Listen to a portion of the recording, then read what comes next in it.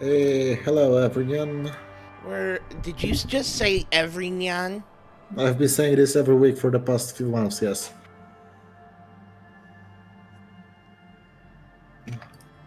I apologize for the degeneracy of my co-host. It's fun to say. It's a Azumanga Daioh reference. Fuck you. Oh, right.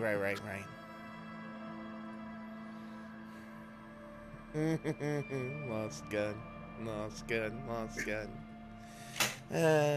Good stuff. Um,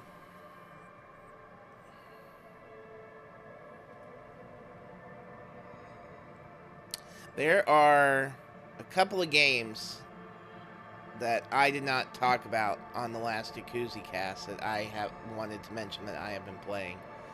Hmm. Um, What would that be?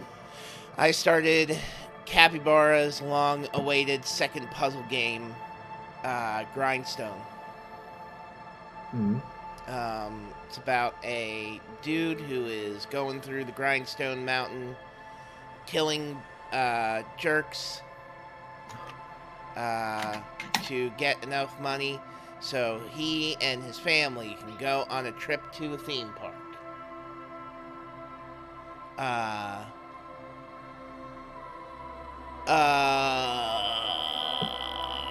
it is good, and sometimes it isn't. When I it is see. when it is good, when it is not a poorly designed setup where it's clear that they did not test the levels and see how plausible it would be to complete it based on the preset conditions, it's a bad puzzle game. But when the challenge is just balanced enough that you can look at the level and say, you know what, random chance was a huge influence here, but at the same time, I only have myself to blame for putting myself into this situation, even though I could have completed the level. Uh, I lost this level, and that's completely fair. I'm okay with this.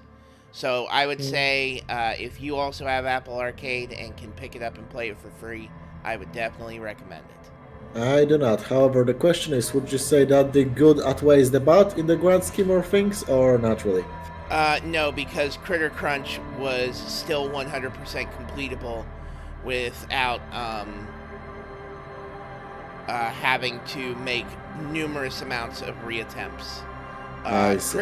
Critter Crunch is some divine level puzzle game design, and it's frustrating because I really want to like this game more because I like its visuals and aesthetic a little more than Critter Crunch. Uh, More importantly, we haven't ever seen Critter Crunch, I think, ported to anything else, which is kind of disappointing because I'm just jonesing for that instead. Um, Hmm. Beyond that, I've also gotten back into Destiny. Why would you do this? Well, because first off, they finally fixed the fucking grind.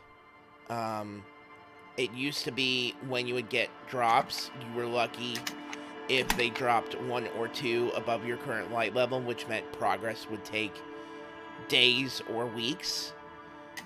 Now it's that when you get powerful or pinnacle drops, they are a minimum of 5 above your current level.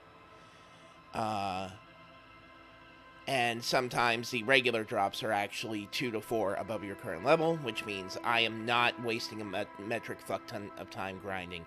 The last season, I think I went up maybe 5 or 6 light levels. This current season so far, I've only been playing it for 2.5 days, and I've gone up, I think, 10 or 12 levels uh, across probably about 10 hours of playtime, approximately, which is really I good. see. On the Uh, topic of disappointments, we no longer have 69 followers. Now it's 70. This is the oh worst day of no. my life. Oh, we're not a meme number anymore. No, we are Well, not. speaking of disappointments, there's the disappointment of not being able to have you on Beck and Call anymore. I don't think you've been out. You said it in the Discord, but you might as well say it on stream. Uh, yeah, I got a job starting in July. Hey, Nikolai. Yay! Everybody clap for Tidu. Yeah, now I including will no T-Do. longer Clap be for poor. yourself. Oh, I just mean, one like clap. 6,000 zloty gross is a good sum. I think it's like $1,600 per month. So you That's know not what? I'll bad. take. That's ridiculously good in this country, actually. And it's 11 to 7 hard line, Yeah, right? yeah. Do you get paid Mom, while taking lunch? I get paid per work contract, so I have a fixed monthly salary. Fuck yeah. The lunch breaks are obligatory by Polish law on a work contract. Okay, here's my question. Are you working from home or are you going to someplace? I am working from home for the time of the training because we're still in a pandemic. However, the office is like 10 minutes by tram from my house, so it Oh, doesn't matter fuck either yeah. way. Alright, good. So barely any transit. Yep, That's for the fantastic. first time in my life. That's great. Alright, well, that's good. That means likely then that, assuming work doesn't completely fucking drain you, it likely means that you should still be in stream capabilities. I mean, yeah, once or twice a week probably shouldn't be a problem. Yeah. The issue would be if it ever falls into the. If my fiance only has 3 times when we stream, I am out for that week. But that's like once per half a year, probably gonna occur. Yeah, And no, we've already said this in Twitter format, but we'll go ahead and say it on here. The intent with Council Mechanica is that, and Tito's always made this clear, not in a like stay the fuck away from me, do not attach my name to this project way. In a this is your thing. I'm not going to take over it because I also have my own thing way. Council Mechanica is mostly being coordinated and operated by me, which means that T2 is sort of a plug-in of sorts that we have to find other people to plug in with as well. So we're looking at getting something else going. If you haven't seen the tweets, I mentioned that we're probably going to be starting Necromunda in July, in which case the idea would be that would probably be our Wednesday stream, and it wouldn't be Yakuza Cast like. It would probably be I'll actually pay attention and talk about the game, as will Booth with me. And then if T2 is not dead tired or having to use that free time on other people or things, then he'll drop in as well. I am merely a drifter. I am in every project. I'm in no project. Speaking of, I will be on the next We Hate Anime podcast as well as a guest. There we go. That sounds about right. I talked to Mike in the past about wanting to get on board for doing one of those, and I want to jump in for the 6th episode of Katana Gatari because man, do I have a lot of things to say about the Maniwa that shows up in that episode. We did 4 to 6 last Sunday. Oh, there you go. Oh well. Oh well.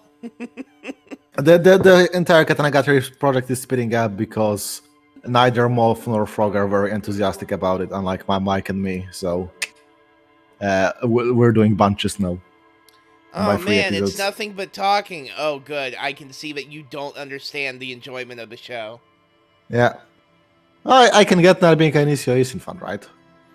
I'm not a big Nisio Isin fan, believe it or not. Neither am I. I'm not a huge fan, but I like his work, I would say. Oh well. Maybe I'll figure. You know what? I should ask him if he's if he wants to or would want to do one on Jinryu Suika Shimashita if he is ever interested in that. Ask him. Because nothing is quite as good to talk about as some pessimism from good old Romeo Tanaka. At the same time, I also should see if he has seen or would be interested in discussing Mamoru Penguin Drum.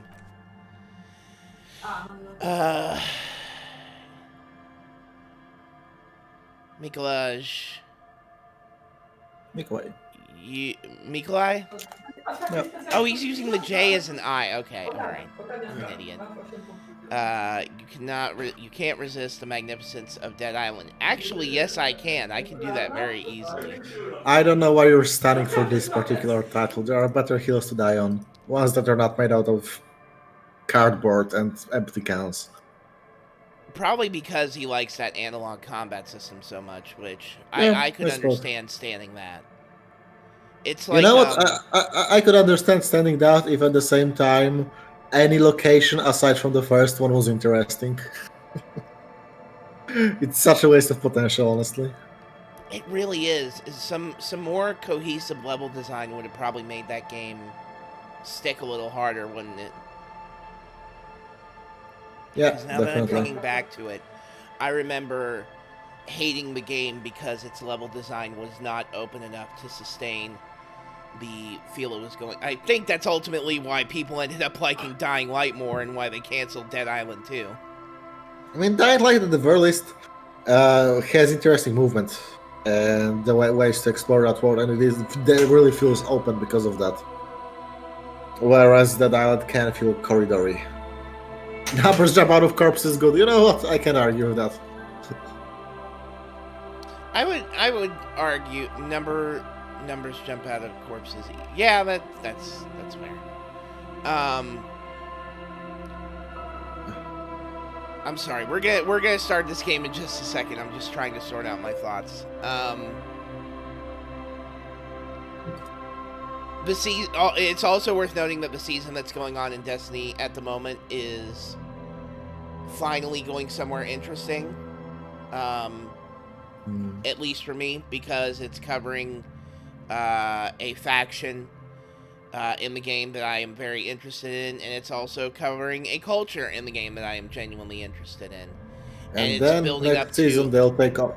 Huh? Next season they'll take all the. I'm just saying. Next season they'll take all the memorabilia you made from this interesting culture, as new stuff rolls out. So yeah. They're actually doing what I think is a good job of building up to the core conflict that's coming in the expansion in the fall. And if they're going where I think it's going, it's definitely it should pay off. I just have a question: is the big orange cloud shit that's going on in the background, is that supposed to be the fucking Pale? I think that's just the sunset. Okay, I was just curious. I think that the clouds rolling from like the ground level up, that is the point of contact between the ocean and the Pale, because Okay, Joyce mentioned it turning into vapor, right? right. Well, and there's an implication that because of its lack of coherence and lack of adherence to the natural laws of physics and space, it would make sense that the color and light of the ocean is being pulled into the Pale itself, thus rising upward into the black background and giving it the bluish color. Because also you see that it starts as a dark black and then turns into a steady blue. So Yeah. interesting. Also, there's the. I only noticed this when I finished my second run recently. The Union transport ship above the church on the right. I never noticed Yes, this fucker. I was about to ask that too. Is that a Pale driving craft? Yeah. It's three propeller as they call them, I think, and they also mentioned they travel through the Pale as well. That's the big This hull ship. That's what blocks the Suez Canal in this world. This is a very interesting game, and all the stuff that it shows you at a surface level that you don't get how deep it goes until you get further in. So, why don't I stop talking about other things unrelated and let's get back to it. Short on Also, money, hey Vivek, equip a plastic bag, collect bottles, and sell them at Frit Frit. with a triple T. Okay, so when we left off on Saturday,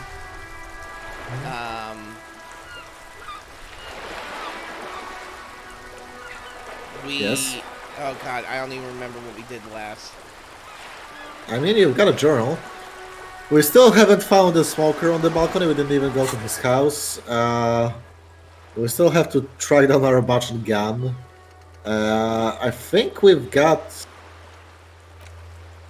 Did we meet Everett? Yeah, we met Everett. Oh, we didn't run the numbers on the victim's armor. We can call through Kim's radio now. Oh Because yeah. we're supposed to wait a day, and we did that yesterday. I know what I want to do. Make truce with Kuno. Sure. Oh, hello. Oh, what? The book says you must attain a Franconidron hard body at the nearest gym. It takes willpower to even read the author's name, Jan Kaus from Iguania. Man, there is something to say about book covers that are so boring you can't even look at the name of the author. These are real. Reminds me of how they adapted the Spice and Wolf light novels in English, and it was a naked model with a Oh god, foxtail. don't remind me of those. Please, let's not talk about that ever. It just reminded me of that. Thanks for reminding me too. Now I have that cursed memory. Also, hi V-Fig. I'm sorry I didn't say that sooner. Necromancer pig? That shit was dark. Going in there like that. Oh, brutal shit. Tell me. He says, Kuno, eyes guys, all full of you're gonna pick one out of his brain admiration. like that too? Kuno's gonna go out in a hail of bullets. Gonna look like a fucking porcupine. Porta Rosa, a side alley of the Boogie Street Spearhead. A young man in his early 20s approaches patrol officer Emile Mullins and asks for a cigarette. As Officer Mullins reaches in his coat pocket for the pack of Astra he just purchased this morning, the man shoots him point blank in his chest. Breathless, the patrol officer collapses in the gutter. His right hand is grabbing the armor on his chest. The bullet didn't pierce it, but he can't breathe. On the pavement, the patter of the perpetrator's feet growing distant. Bleed, pig. Someone opens a window and says, but Emile cannot see who. His sight grows dim with pain. I'll be there for you, Kuno. Yeah. There's a dreamy look in his eyes. I want to discuss the body with you again, Kuno. The fuck about it? There are contusions all over his body. Did you do that? Fuck are you talking about? What is this contusion shit? He grabs his head like it's suddenly hurting. He says you're stupid, Kuno. They want to make you stupid again. A contusion is a bruise. I'm talking about the marks your stones left on the corpse. Oh, did Kuno make your shit sniffing harder? Obstruction of shit sniffing? This is Kuno's kingdom. Kuno fucking rules here. Let's go. Yeah. You hear the lieutenant hum. More on this later. Right now, let's talk about something else. You're testing Kuno's patience here. Get lost,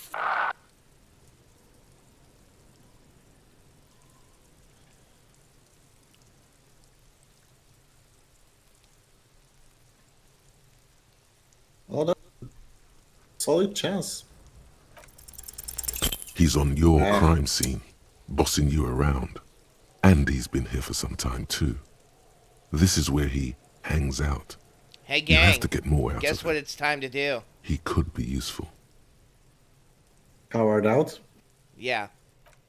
Did you say before talking to him? Oh, I suppose at the very beginning.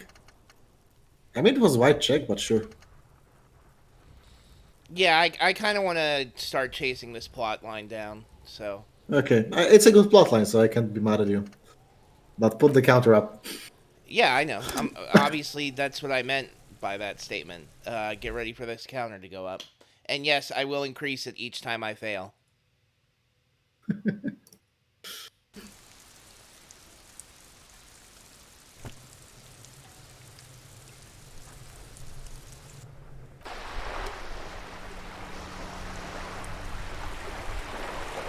Abstraction of shit, Stephen. Oh, right, I gotta... go over here and do these again. Look at them books. Yeah, because they get me XP. Yeah, that's true. Man, what the hell should I do my next video on? I'm wondering.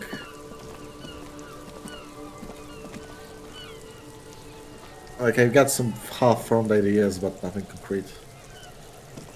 The presentation and uh, exploration of death in video games. Hmm. You know, that's a good one, No, actually. no, save that for when we finish Spearfair. Never mind. Never mind. I'll keep it on the back burner. That's a good idea at the very least. It will Yeah, get me thinking. keep that at least, because I know there's other ones to do about it, because there's an argument to be made for a lot of games being an allegory for death, and they aren't necessarily that. Like Doom. Is Dune a fucking allegory for... Never mind. Of course, if you are stating that, knowing how much you're obsessed with that fucking thing, it is. With what, death? Necromancer pig, Kuno dies. No, You're gonna with pick Dune. Porter, the man bleed pit. I Yeah. wouldn't say I'm obsessed with Doom. He's on your Oh, come crime on. scene. Bossy. Oh, almost Snake Eyes. Almost. We tried. Alright. Viewer Just has gonna been keep this cancelled. shame counter open. Oh yeah, I think I saw that thread. Like, oh, he supports locals. Now he makes explicit art that he didn't want the Japanese law that would censor that to pass. Oh yeah, it's some dipshit nobody who's too much of a fucking coward to talk Yeah. on their fucking main. So of course they're gonna lay into it and try and keep pushing this narrative. Kuno dies. Porter, the man But the bleed real pit. question is, Someone I opens a window still and says, cannot tell "But Emil if they're cannot doing it see for you. shits and giggles His or sight because they grows dim actually with feel that pain." way, or because they want attention. You know? Yeah. Does it matter? I honestly have the mentality that if they're doing it for the second and third reason, that people need to find their account and make them wish they were never born. But if it's the first reason, then whatever. Fuck them. And then people can just hold it up against them if they ever present their face in the future and be like, hey, remember when you tried to piss all over a guy's corpse before it was even cold? I suppose, given the circumstances. I mean, I'm not personally invested in it. I just find it interesting because they are continuing to go. Compared to the fucking Vine Sauce Experiences shit, which made its one post back in the start of April and hasn't said any fucking thing since. And it looks like that might be a dead end as well, because one of the people whose testimony they used was discovered to not be used without their consent, and also heavily altered Oh, too. fuck. Yeah. Oh my god. Yeah, so the Vine Sauce misconduct allegations essentially boil down to he might have had sex with somebody while being aware he had an STD, and that's the worst of it. Which, in that case, that's a shitty thing, but, you know, it's not even remotely as bad as all the shit he was being accused of. Anyway, that's not what we're here to do. We're here to try and make peace with Kuno, and I'm hoping maybe this is going to go down like a genuinely optimistic and upbeat path. What's up with your kid? It's not Kuno. There we go. It's Kuno S. I forgot about this. Kuno S is the actual problem. Interesting. How? Kuno S is by far the worst of the two. Kuno has no problem being near you, but the other hides behind the fence, afraid for her life, like she's done something very bad. She came up with that psychopathic scheme of screaming for help before. Kuno just wanted to talk to you about his name. Kuno S was the one who wound him up and directed him. Also, Kuno hasn't stopped talking to you, even enjoys it from time to time. When you talk to the other one, it's like talking to a cornered animal. She only hisses. All in all, Kuno respects madness. You cannot hope to outdo her on that front. You must win yourself a few minutes with him alone. Kuno, psst. fuck you whispering about? He's whispering too. He's going with it. But watch what happens. Fuck you whispering about. She puts extra stress onto that word, expecting it will make you uncomfortable. If Kuno wants to whisper, he's gonna fucking whisper, okay? Let's whisper, pig. I appreciate the animation direction there, making sure that he raised his head up to respond to Kuno S. Yep. This is it. You've got him. But be careful. You can still fuck this up. Don't make Kuno look bad in this. Like, all in all, the models aren't all that expressive. They don't animate every single little thing they do according to the descriptions, but they still have a lot of variety for all of these actions that are unique, especially when a situation like this is set up, which I think is very nice. Kuno, listen to me. She's trying to control you. We gotta get you out of here. It's okay. The pig's trying to pit us against each other. Not gonna let him do that. Idiot. Your empathy You're just unwinded. told you That's not it. to make him look You weak. let him off the line. That was a bad, manipulative thing to say. You should understand. I got you Fucking this far. empathy is. I Oh, couldn't get fuck. you all the way. Try to fuck my Kuno. Try to fuck my. Oh, God damn it. You get a 2 plus for this one. Holy shit. Okay, fair enough. You were just told not to pick that option.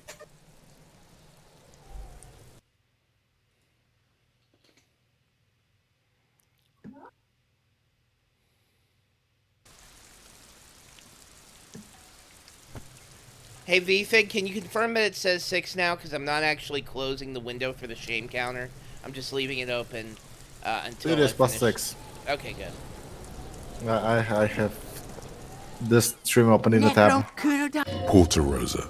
A side act. The man shoots him. Bleed pig. Someone opens a window and... Yeah. It's not Kuno. It's Kuno. Fuck you whispering about? Fuck you whispering about. Love the way he delivers his lines. He's whispering too. He's going with it. But she puts extra... If Kuno wants to whisper, he's gonna fucking whisper, okay? Let's whisper, pig. This is it. You've got him. But be careful. You can still fuck this up. Don't make Kuno look bad in this. Don't make Kuno look bad in this. Yeah, and number 1 is just basically saying that he can't handle it and you Oh, need to yeah, save him. it's being demeaning to him. Okay. Yep. Or condescending. And Kuno is the fucking king. How dare you?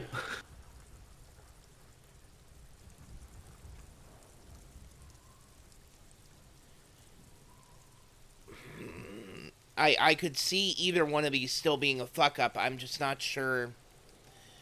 I mean, it redirects the conversation to what's the problem with her, right? Not with him. So both of What's these, I up think, with work. her? She's terrifying, crazy, scary. Crazy? You don't know the half There of it. we go. She's not crazy. She's insane. Dangerous. She's smoked a man. She's done people in. Probably even pigs. Stop talking to him. Kuno, I'm fucking warning you. You're gonna get us into shit. She understands what you're trying to do. Yo, see? Did Kuno not tell ya? Kuno told ya. Kuno talks to whoever he wants. Talk, pig. Kuno's got it under control. He hunches You down did again. it. They're separated. He's even turned his back to her, so she can't read his lips. What do you mean she smoked someone? Kuno means she killed someone. That's right. She's a killer.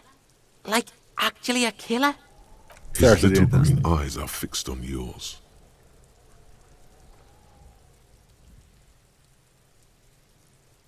You serious about this killing business? Killing is serious shit. Kuno's always serious about the 488. 488. The criminal code doesn't go higher than 190. So what the fuck is he referencing? She's probably killed a pig too. I mean, I'm pretty sure she has.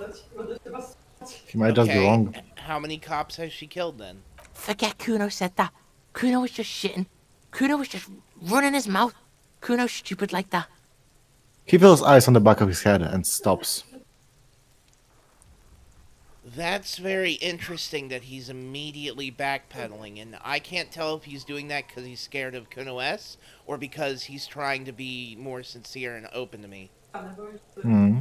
Well, The let's find out. cop would be too large for her to overpower, but a determined child of Yeah, her I was gonna size say. can still kill the vulnerable, the elderly, the homeless, or other children. The creature peers at you both from over the fence. There is something searching in her eyes. Fear.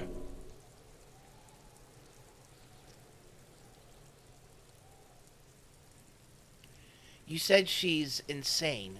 Yeah, she's psycho. None of that kiddie psycho. Cat burning shit. She does the real deal. What's the real deal, Kuno? Snuff radio shit. Believe me, pig, you don't want to know. And he doesn't even want to think about it. This isn't just another boast. Do you think it's possible that she killed other children? Kuno falls silent. Oh, He shit! does not look at you when he replies. Yeah. Okay, so he's not hanging out with Kuno S because he wants to. We'll find out in just a minute. Kuno, that's it. That's what Kuno is starting to think, yeah. Do you think she had anything to do with the dead man? Yeah, she would have liked to fuck him up, but she didn't. Kuno wasn't around, and C was with Kuno. Where were you? Look, Kuno's gonna put you at ease. We didn't do it. Yeah, I know that. Don't worry, Kuno. He speaks the truth, my liege. My leash. My leash. What's He also that calls you language sire. she uses? Napakimpi, Thagati. Fuck knows. She says it's the song of her people or some shit. What people? Crazy people. The fucking Nakis. I don't know. It's Norwegian. Sounds boreal, like something from the tundra and tiger-covered Cutler, Isola. Far, far away from here. As far as possible, really. Do they have redhead people there? You mean evil little red-haired people like her? Yes, they do. The Suruese have that ginger gene.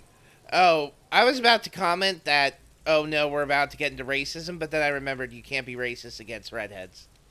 Yeah. They don't have a soul, then they won't be mine. Right, daywalkers. Or, sorry, yeah, whatever. Skinwalkers? You know what I mean. Kuno, could she be, Surues? Suruis? Surues. Like that man from Helmdall shit? She could be. She could be that Helmdall shit. Revelshot does have a small Suruese community, or she climbed into a yakberry crate and was shipped over accidentally. I really don't think...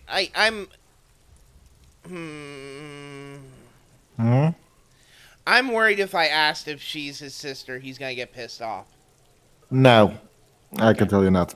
You are No, past she's the not my point where you sister. would fuck up. She's just a stray who got in. Like a mad dog or some shit. Stray? Yeah, she was just there. He points at the apartment building behind the fence. What was that, Kuno?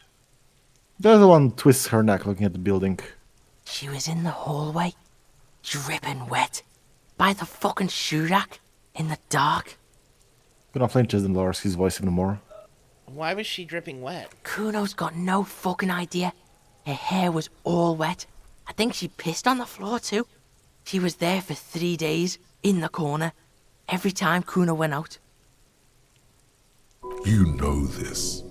The body goes into a kind of revulsion shock. Murder hangover. That's what it could have been. Murder hangover from when she... Killed a kid. Yes.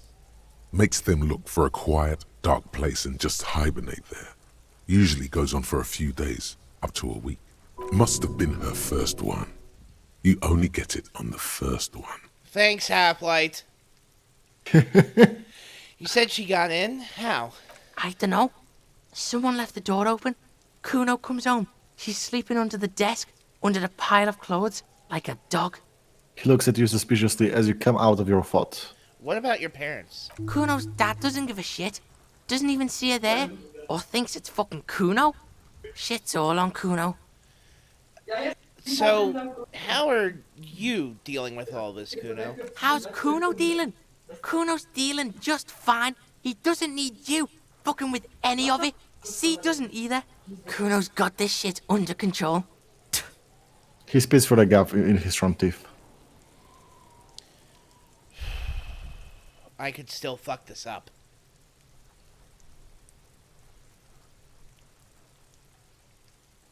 You got the information on both of them, so... Alright, kid. No, it's not okay. C is Kuno's go-to. Kuno's protecting it. You fuck with C, you fuck with Kuno. You threaten her, you threaten to take it away. This is what it all comes down to. He needs you to take him seriously now. I'm going to kill you. I'll run when you put the cuffs on her, sneak up on you later, and fuck you up. You understand? The boy looks you in the eye, black people's trying to focus. He may not be able to do it, but he will try. Right now, he believes he will. I can respect that. Alright, now we can do business. He's breathing heavily. That took something out of him. Business. Yeah? What do you want? Kuno can hook you up with... He starts no longer whispering. Don't hook him up with shit, Kuno. See, relax. He respects the Kuno. Kuno made him respect the Kuno. You respect the Kuno, you get all kinds of shit. Kuno's gonna get you hooked on illegal narcotics if you run a little errand for the Kuno. Get you hooked, pig. Get his hook in you. Then Kuno gonna get you hooking for more.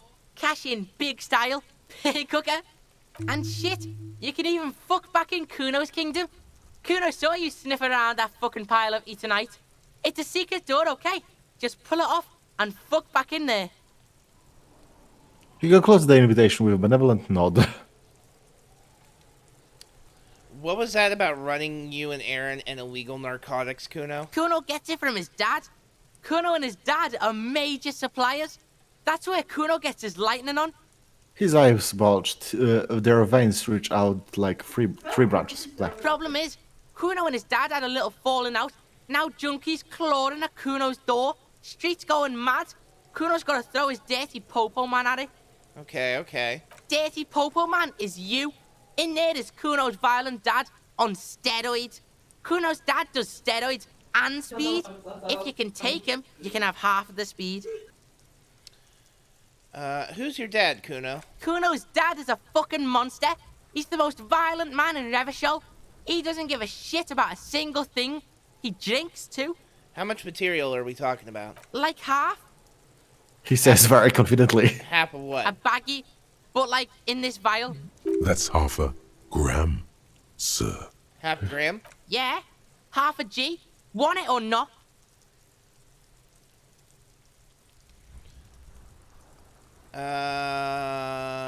I made up my mind, Kuno, and this is what's gonna happen. Okay. Kuno's listening. I'm going in there, but not for the speed. I'm going after the most violent man in Revachol.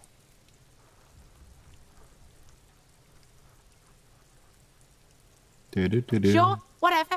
If you survive, make sure to bring that shit back to Kuno. Kuno's almost out. You wouldn't like the Kuno when he's out. Just get in the apartment building. Kuno knows you already fucked your way in. Kuno knows everything. He aggressively points at his eyes. Go to room 12, first floor, and kick down the door. Police violence style. Kuno style.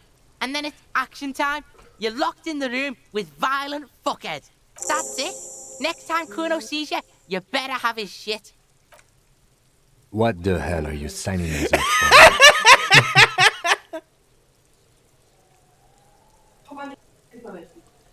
Come on, Kim. Obviously, I'm not gonna take... Sorry. Come on, Kim. Obviously, I'm not gonna take it. We need to get the drugs away from a minor. Okay then. He concedes. Alright, I'm off. Kuno doesn't fucking care. So yeah, on the right there is a secret Kuno lair, which you haven't opened, and now you will basically get it for free. This? The green highlight on the right. Okay.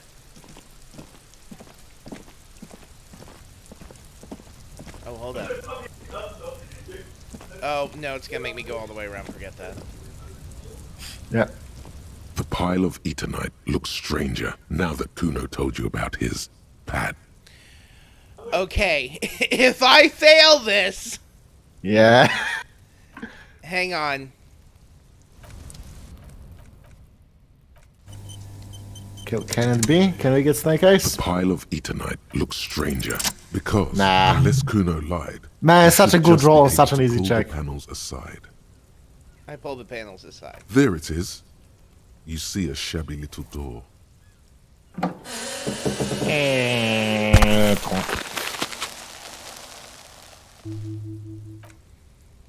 Thanks for the Foley work there, Tidu. Always. So this is the shack Kuno mentioned. Let's take a look inside there.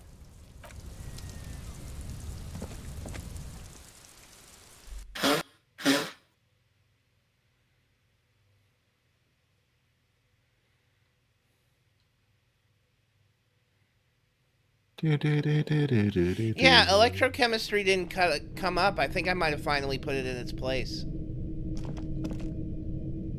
You always think that. Yeah, I know. An empty tube of magnesium supplement.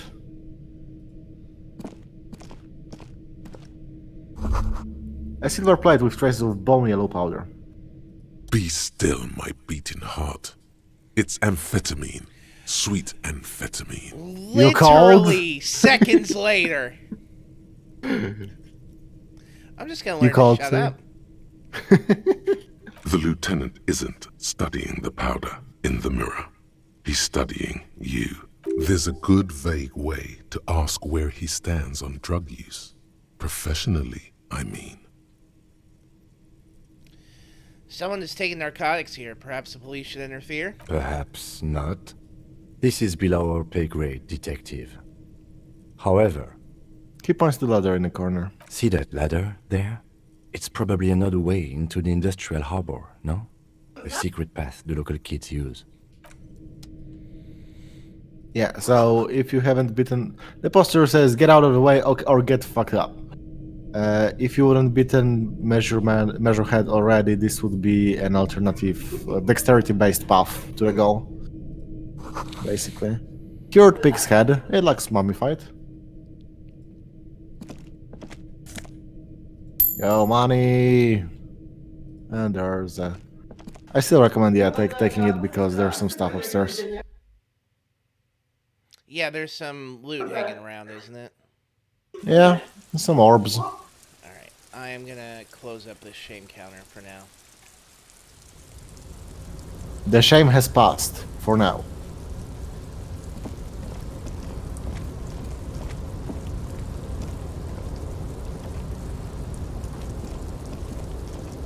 Such a well-maintained city.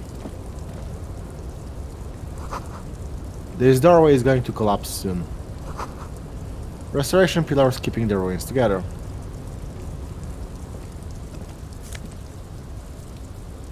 A postcard.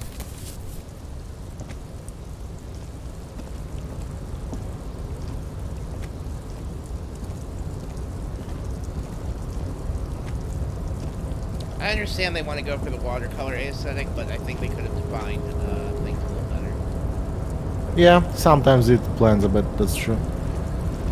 That's why the top button is there. Hello.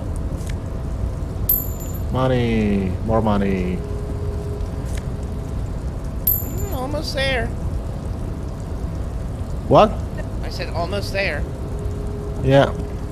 And yeah, if your coat was still hanging on the rafters there, you would be able to jump to get it. But as it is, the check is not here because, you know, why bother? You already went there. I was gonna say also, that's one of the checks that can kill you, if I remember correctly.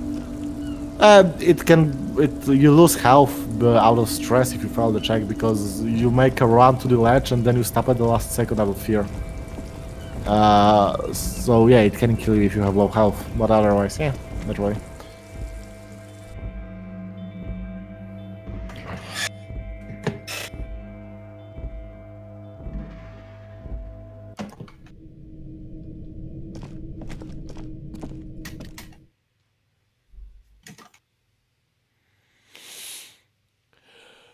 Do do do do do do do. Pum pum pum pum.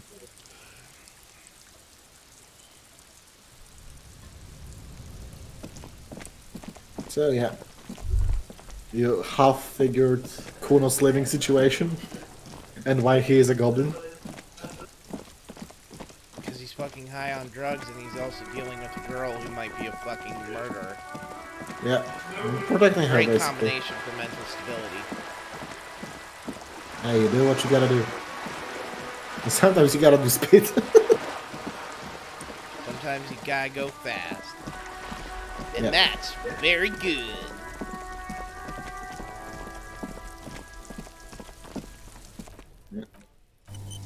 Just about right, because we'll also find about the smoker, I suppose.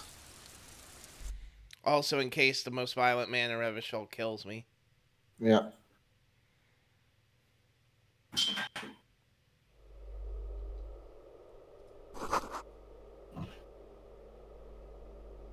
Eviction notices and missing pets are plastered on top of each other.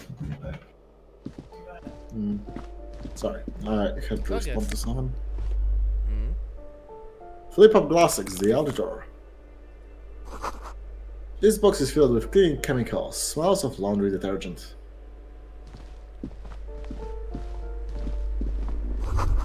An old Shurak, boots, sneakers, and old slippers. These shoes come in 3 different sizes.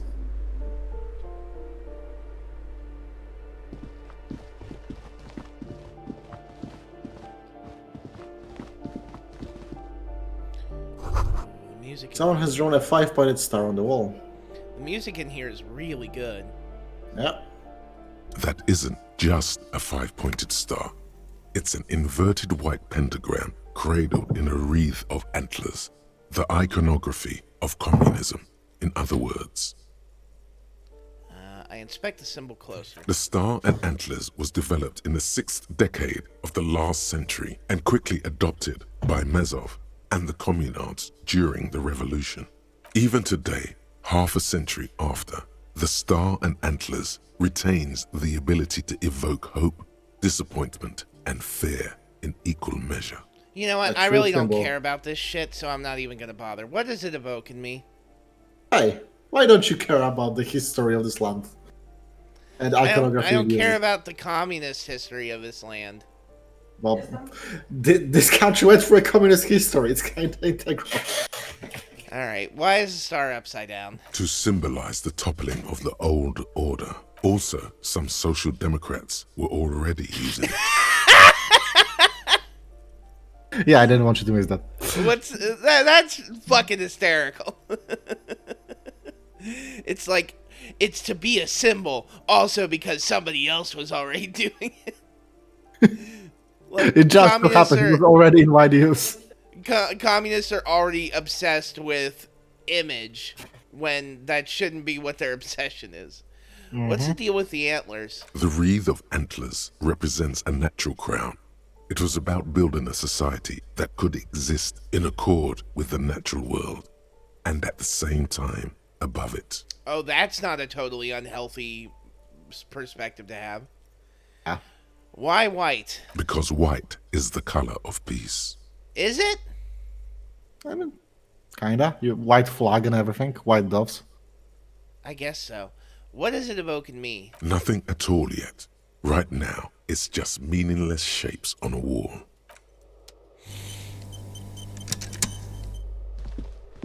Yeah, it's. You can actually see it on the wall texture. It's in stencil there. Lots of money. Oh, okay, that wasn't enough. My bad. No, 13 plus 4 does not equal 20. Shut up.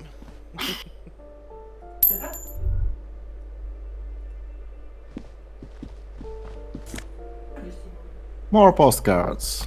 Boogie Street in 46.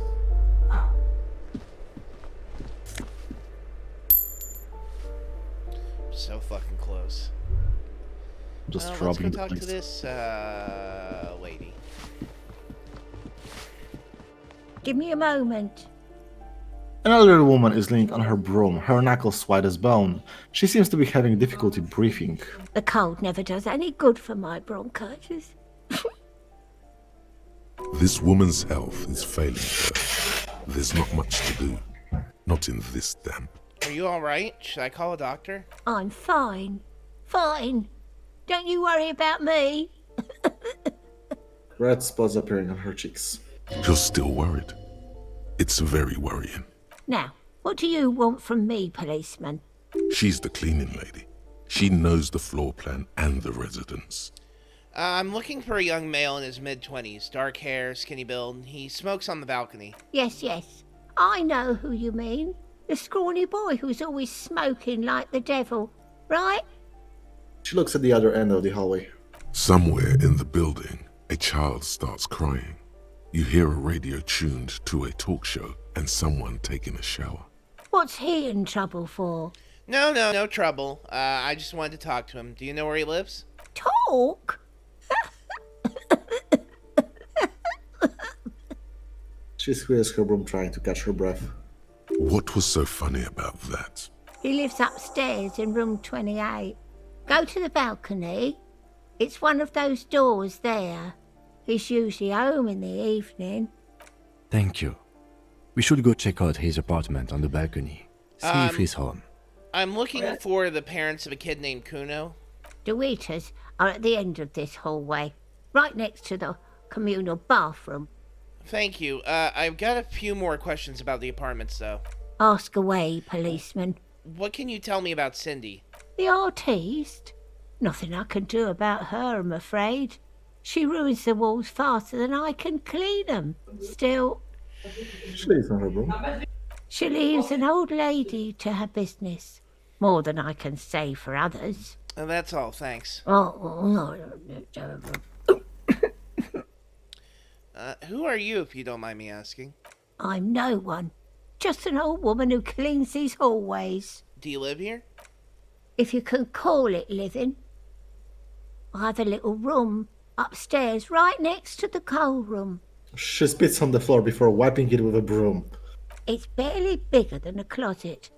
But I don't complain, no. I have my bed and my aching bones to keep me company. And that's all I need from this world. She And just all she gets, too. The coastal wind beats down hard on the cold room door outside. Splashes of waves make the balcony slippery. She hasn't spoken to anyone for a while. Even her sentences feel rusty. Alright, take care. Yeah, if you check out all the other apartments, she'll have more to say about them. But at the moment, Yeah, we cannot that go to was... them. I was gonna say, that was a conversation closer that feels like, oh, she definitely has a lot more to say. But I don't have enough information to ask for more. Basically. The graffiti says, a firing squad for the rich. Liberals get the bullet, too. Hell yeah. And now it reads, foreclosed by Martinez Realty, sorry. They don't control reality, they control realty. Someone has torn down the wall. The sea below looks cold and winter grey. A shift in temperature. The air chills around you. I rub my Dust side for settles warmth. on the stony floor. A former architect stands before a slice of window, a room plan in her hand. A cold wave has made the air in the building stand still and frozen, with temperatures falling down to minus 20 degrees Celsius. Oh, minus 20 Celsius. Oh, shit. Yeah. Her face. Good old It's red Slavic from the winter. cold. She's breathing on her fingers, clasping the plan. Traces of sadness are visible in her expression. The plan. Faint pencil lines on paper depict the same place, but a missing eastern wall connects the room with the neighboring apartment. Ideas for arranging the furniture have been jotted down. I look around myself. It's clean and empty, with new tapestry embellishing the walls. A standard HB graphite pencil has fallen off a three-legged stool in the middle of the room. She had an eye for beauty. I shiver. Hey! As a side note, what was the longest temperature you lived through in your life? I think I've experienced, negative 15 or negative 20 Fahrenheit. I don't know what is negative 20 in Fahrenheit, honestly, I'll check. Hey Siri, what's negative 20 degrees in Fahrenheit into Celsius? Minus 28. Jesus, that's almost normal.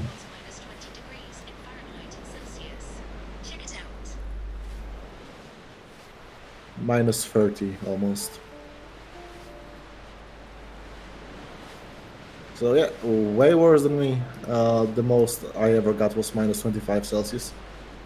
Yeah, it can hit. I've had times where it hit negative 10 or 20 here in the city I live in, but I'm not going to name. Last winter, I think they made some photos on Kamchatka, on Sibir, where there was like the outdoors public thermometer and showed like minus 60 Celsius. I was like, Jesus Christ, people live there. Minus 40 is the same in both Fahrenheit and Celsius. Yeah, that sounds about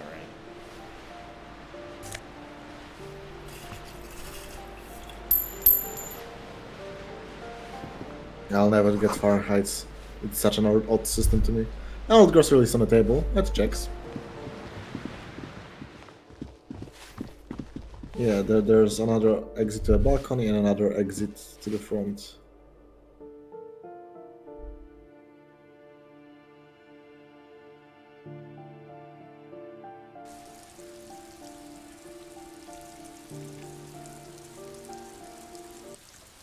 And here we my are. bad.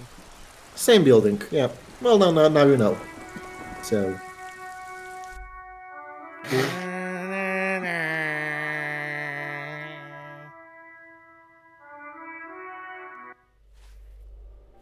You know, if anything, it's more likely that since Tidu won't have to play anything, Disco might move to Wednesdays. I mean, yeah, sure, why not?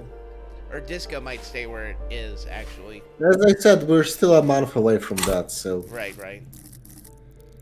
Oh, I only have one? Okay. Yeah. If I had You more. got it when talking with Kuno, I think. We have some items to look at, don't we? Oh, yeah. These flip-up sunglasses were fashionable in the old, but have since lost their popularity. Their thin gold alloy wire frames are a reminder of drag adult bohemian artists. These days, the glasses are only favored by organized crime accountants who desire to look cool. +1 logic, balancing the books. -1 authority. Filthy boho, probably a necromaniac. Postcard, Grand Couronne, 37. This postcard depicts an ill-advised residential area overlooking the Jamrock Quarter. 13-story buildings line the hillside like sarcophagi, an ominous fog already rising from behind. These are the last boom years. In 39, the project fails catastrophically, leaving behind an Opiate. Opiate and hepatitis B infestation slum. Okay. Yep, opiate. You almost had it. No, I thought it's going to be an adjective, not a... No. It's a noun. It's not an idea. Hey, Kwadracik. Opiate as in like Opium or morphine, yeah. Yep. This crumpled up postcard depicts an open air market in Boogie Street around 5 years ago. A vendor smiles as dead roosters line his stalls, hung by their feet from canopy. Red blood flows onto the muddy streets, blurry shadows of people pass. Postcard, Boogie Street, number 46. It's the year. It's from 46. Oh, from 46. Okay. Okay. Smoking on the balcony. Split a kilo with Kuno. Okay. Yeah, there's a lot to do in these apartments, so we'll be here a while. Yeah, we'll bumble around the apartments for a bit. Also, I did not say hi. Hello, Quadrasig. His name means square. Or a small square, I assume it's a diminutive. That's what the English lacks a lot, I think. There's very little ways to make something seem smaller or cuter other than adjectives. And it's really useful in Slavic languages. Ooh, the piggies have learned how to saunter up staircases. I didn't think you could do that with hooves. But here you are. That's right, we've evolved. Yeah, I can see that. Cool mutations. She crossed her arms. That smell coming from her paint bucket. It's not paint. It's heavy fuel oil. Is that heavy fuel oil? Red-dyed heavy fuel oil, intended for exclusive use in government vehicles, to be precise. He says, studying the contents of Cindy's bucket. What did you think I was using? Aquarels? Sucked it out of a cop's fuel tank myself. Back in Jamrock. She really did it. She's proud of it too. That's some clever cultural commentary. You ain't seen nothing yet, Piggy Boo. You keep looking off to the side. What are you looking at? She turns her head to face the coast and nods disdainfully toward Joyce, performing maintenance on her boat. Hatred, disgust, it's difficult to tell which of the two is more present in her girlish features. The woman on the boat does not notice her staring. That is on her. Someone's got to keep an eye on her. Ozon is an archipelago 2 days' travel away from Rivershot. Its moneyed residents, used to posh restaurants and upscale boutiques, rarely have reason to visit Martinez. You mean Joyce? On a first-name basis with her, are we? Piggy's moving up in the world. Why all the negativity? Have you got a crush on her? Aching for an opportunity to defend her honor. Vivek's gotta go. Bye. Don't collect too much shame, he says. Oh yeah, we shouldn't collect too much more shame. Do you know anything about the what are you doing to the wall? Can't you tell? I'm painting a beautiful mural, an aereo graffitio visible from low orbit. I haven't really started it yet. I'm waiting for the right words. She studies the wall, suddenly pensive. So you don't know what to write. Have you ever tried your hand at graffitio? When faced with a blank wall, most people write unimaginative stuff, like pigs go home and Mono is here. We rarely see pigs round here, though. Just union cards. And my name's not Mona, so... She wants it to be something true and total.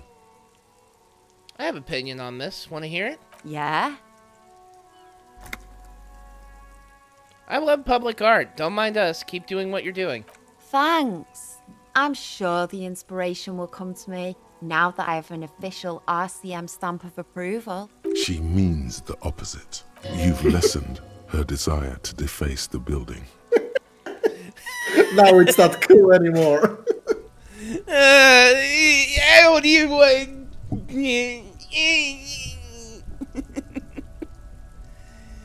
How dare you like what I'm doing? Stop it. Do you know anything about the recent murder? I ain't no snitch, Pigstein. Go forth and forage in someone else's shit.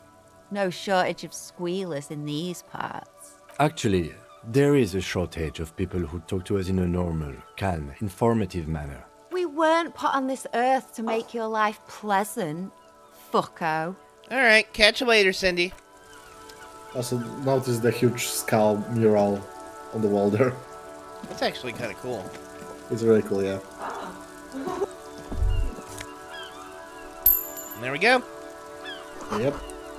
Above, tarps flop in the wind. Forgotten hammers and nails rest.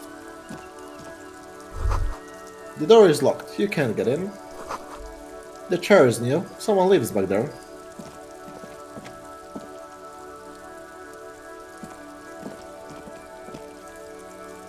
Ow, ow, ow, ow. I assume you saw the Virtua Fighter 5 news. Yeah, the Yakuza team is porting it to their engine. Yeah, That's nice. good for them. 100 tiny feet scurrying beneath the grate, the rats of the city. Someone's been sleeping here recently. Sandy? Enough coal to last for several winters. Smells of chemicals. Just as a heads up, we're going to take a break in 20 minutes because I need to get something to eat. Sure. Pants! +1 to electrochemistry? What? Poor home laborer jeans. I guess. Gotta get a crowbar to open that. Let's check those pants first, shall we? Although these jeans look worn, the wearer must have had an ass given to them by the mighty lord himself. That beautiful peach-shaped manas has imprinted itself so deep into the fabric, you can't but wonder if wearing them would start molding your own vague rear Rear side side. into a more shapely form as well. So Class 1 definitely is it. electrochemistry for goddess, -1 reaction speed, but for being hindsight. Hindsight. That's good. Well, we definitely know then that these aren't Hank Hill's pants. Put them on for a second, actually. And leave the... You get The it? pockets of these new jeans are perfect for sticking your hand into. Makes you look cool, calm, and collected. As your hand enters the pocket, your fingers brush against something, soft, yet crinkly. I take the item out. Hey, it's a chewing gum wrapper.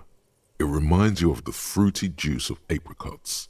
You should inspect it closer if you have time. Something about the wrapper's texture is familiar. Not familiar in a good way, you might say. There's pain in there somewhere. By the way, the raw materials were most likely exported from Seaguy, the apricot suzerainty, and processed in sur-le-clay into the apricot-flavored chewing gum loved by kids of today and yesterday. Something about it is familiar, and not only to your fingers. I actually have a criticism. I think the little bit at the end here could have been edited and recording a little better. There should have been a bit more of a pause. Yes. It's very noticeable that all the damn it, all the voice lines are single audio files, Hmm. and it shows at times they were not very edited. They were just recorded and put in, Yeah, which is why there is no narration in between. If there's not enough pause, they didn't extend it, and so on and so forth. yeah, it's a very minor criticism, and I don't want to say it's definitely not in the performance that it's a problem. It's a fault on whoever was editing the audio. They should have added some dead air before Yeah. the On And the other hand, actually, however, I yeah. will go ahead and say actually Encyclopedia should have had the go for a little bit longer. So I guess maybe it is in On the the other report. hand, I just want to say 1 million words of script. Yes, this is true. Wow, you work hard.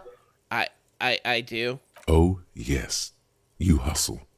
You're a provider. It's tough out there, but you keep it real and provide. What hard work do I do exactly? Look at yourself. You're a human pedometer. You must have walked 200,000 steps down cracked asphalt, mosaic, sand, Asphalt. and linoleum after you re-emerged. That is the sign of a hustler who never gives up. The world is harsh and people are evil. You didn't make it that way, and you won't let it break you. You ride. I fucking It's ride asphalt. till I die, bitch. That's just what it's like. Life and death. But you got gills on your side, baby. Got those black papers with the faces of the innocents on them. You bring in the Franco Negros and the Solas. It ain't easy, but you do it. Day in and day out. You didn't make the rules, but you won't lose. You're a cop and a sprinter and a money printer. I mean, yeah, I did take that bribe from Joyce. Oh yeah, you took that bribe hard. You're a killer. And you could say I took some money from that manana guy, too. You didn't log that in as a donation either. You don't log any of that shit in. You're a straight rider. Oh, and then there's pawning stuff off to that suspicious Roy guy. Yeah, you're in the sales business. Shake 'em for shit and then pawn it off.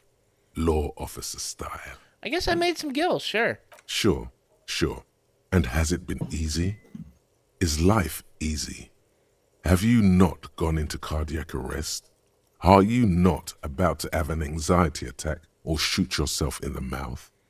But you still hustle 24/7, ride or die. Now, ask yourself, are you rich?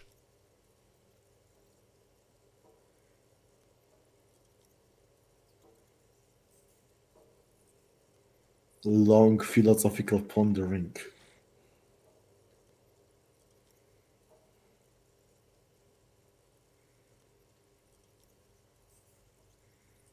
Yes, quite. Get out of here. You're a pauper. You work harder than anyone. Almost rode yourself to the grave, and you're still practically a hobo. Why is that? It's because of that Gart guy riding my ass. The Gart man has set himself up one of those self-replicating money structures. You should No! learn from it. I know where this is going!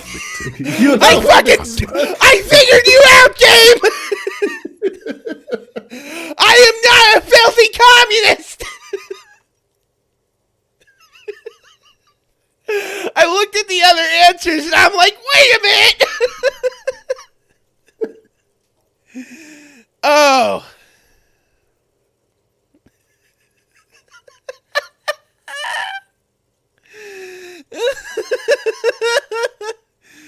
Oh, fuck it. We're going to go through all these thoughts. The system is... Okay, hang on. The system is broken! Boo-hoo. The system is broken. The establishment is keeping me down. That's not the fuck yeah attitude you're used to. What is this? Why are you so poor? Fucking taxes, man. That's right. 100%. Fucking G-Man's got his jam-covered sticky fingers in your pocket. This isn't the communist stealing route. from you every time you buy. No, it's sell, not. walk, This is the talk, fucking libertarian fart, so route, much isn't as it? sneeze. Yes, it is. All right. Fuck yeah. Let's do it. Aren't taxes almost non-existent in the Gossamer state that is Revachol? Really? Every time I sneeze? Every time you wipe your ass, they got their direct and their indirect modes of taxation. Sales tax, excise duty, extraction tax, alimony, one tax that doesn't even have a name. Plus there's the stuff people in other countries pay for. That makes them ask for more money from you. Here. Total tax duties add up to 98% of all your money. No fucking way! I guess I'm a free market fundamentalist now. Here you go, hustler. Fight the righteous fight. Free the people. Keep it real. Keep it street. Keep foaming at the mouth furiously on the tax issue. Fuck yeah! No step on snack! Why do you think savoir-faire is yellow? For the fucking libertarian flag. Yep. Alright. Thank you for directing me to this. I would have been bummed out to miss out on the libertarian route. It's not that. Right. You pass the check of saying enough libertarian shit or doing enough libertarian shit that the thought put up. Well, and I think I pushed against enough other ideology checks. It's not an either or. You can be all four at the same time if you want to. Oh, okay. So this is indirect modes of taxation, Tidu. First, if you have a side bitch ideology cooking somewhere, don't sweat it. Fighting indirect taxation for the Gossamer estate is compatible with all creeds. It's cool like that. You're a cool anarchist now, unless you don't want to be an anarchist. Whatever. Stuff this meal ticket in your eye socket and let's see if we can steal some love back from the robber barons and the customs agency and the banditos at the Insular Financial Oversight and Competition Committee. And you get -3 empathy for being cold-blooded. Okay. But it's only an hour and 45 on research time, so that's good. And I assume probably the -2 to empathy will be evaporated afterwards. It's the temporary research bonus. You get something else at the end, but you don't know what. Indirect modes of taxation. I love this name. The other three are biggest communism builder, Revacholian nationhood, and the kingdom of conscience for centrism. Definitely make sure that you direct me to Kingdom of Consciousness at some point. Then say centrist things. There's an item that unlocks it as well. We'll bumble into it for sure, but I don't remember where it was. I've actually looked at this before. I mean, yeah. Interact with it. The bullet is safely sealed away in a plastic bag bearing the RCM stamp. Kim has filled out the label on the bag with the item number, case number, and date and location the bullet was found. Beside his orderly handwriting, the bullet looks especially sad, like a tiny, shriveled head of cauliflower. What do I do with you, Bullet? What?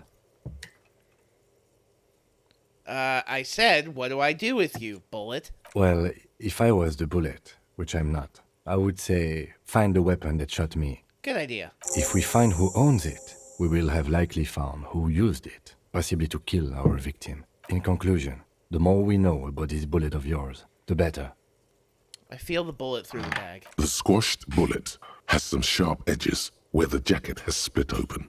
It feels cold, even through the bag.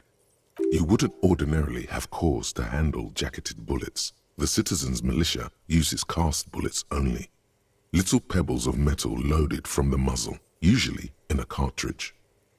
I inspect the bullet closer. The jacket of the bullet is made of a yellowish metal. It has blossomed out to reveal a dark grey core. The base of the bullet is close to 5 millimeters in diameter. I look at the jacket. You can just about make out a few striations near the base of the bullet. Little hairlines, linear. It feels standard. And the core? It's quite destroyed. Some of the fragments are still lodged in the wound. What can you say about the bullet so far? It's a jacketed bullet, close to 5 millimeters in diameter. A jacketed bullet. Okay. It would have been shot from a military-grade breech-loading rifle, not from a muzzleloader like those typically found on the streets of Martinez. We were right. This came from a serious weapon. Highly unusual. The people of Revachol haven't carried breech-loading weapons like this for nearly half a century. Even the RCM uses ordinary unjacketed conical bullets. This is strange. Very strange. I like this, officer. Strange means unique. Unique means incriminating. We need to find the gun that shot it. Something tells you that won't be any time soon. This'll have to be one of those epic tasks that's open for a while. Hand-eye coordination, but you will only get 2+1. You can't remember what happened last week. What makes you think you're going to remember arcane firearm models? Thought I'd give it a shot. It's a white check, so... Yeah, exactly. This bullet has nothing more to say. When we find something that gives us a bonus, I'll tell you, because I remember what it was. It's pretty direct.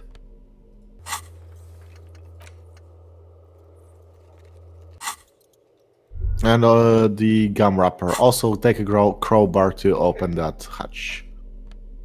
There it is again. The scent of apricots with a touch of cinnamon.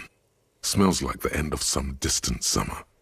The surface of another planet, or some ancient temple. Ancient temple? Yes, from the height of antiquity. A long, long time ago. Millennia ago. On an island of time you can never return to. The end of summer. The sun sets into the sea, but the water does not boil. Instead, it turns to liquid gold. For a moment, the world's store of precious metals seems to increase dramatically, and you are rich. There is a movement next to you, the shuffle of a small coat, warm like the evening. But when you turn toward it, there's nothing there. Where did it go? Why are you talking to a gum wrapper? Take a deep, deep breath. Bitter, citrus, sweet. It seems to grow stronger, like a glow, with every breath you take. Whatever petrochemical byproducts they used to create this artificial flavor have bonded tightly to the wrapper. Or is that just your memory filling the gaps? God, now I'm really starting to notice it. There should have been a slight pause between wrapper and ore. Wrapper? It should have been tightly to the wrapper. Or is that just your memory filling in the gaps? I think maybe for the narration they edited breathing out somewhat, and maybe that's why it sounds like that. Because it does tend to produce unnatural effects if you don't leave the spaces out. I noticed it myself in editing. Right. Until a blossom of skin and flower petals erupts behind your closed eyes, made of toffee, cream, and distance. You just had to take a dive. Your heart working overtime. trying to keep up with the panicked synapses firing all over your brain, moving liters of blood through you, panicking. Feels so familiar. I put the wrapper away. Yeah, got on your foot. Unfortunately, I don't have enough skill points to closet it. Yeah. Crowbar. Oh, right, sorry. Oh yeah, you can change the pants now if you want to. It was just for the trapper.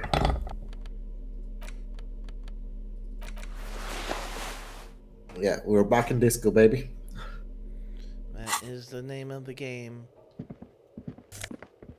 Yay! $5. So I would have to guess that the anarchist mentality is going to allow me to weasel my way out of paying for the room. We'll see. It's just an hour 45. We'll see quite soon. And there's nothing up there anymore.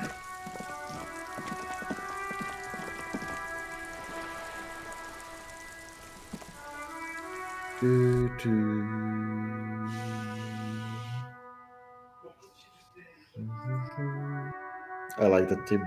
I like it a lot.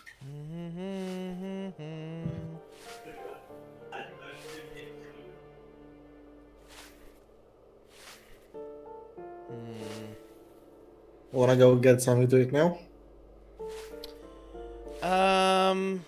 No, we can go for another, for a couple more minutes. Alright.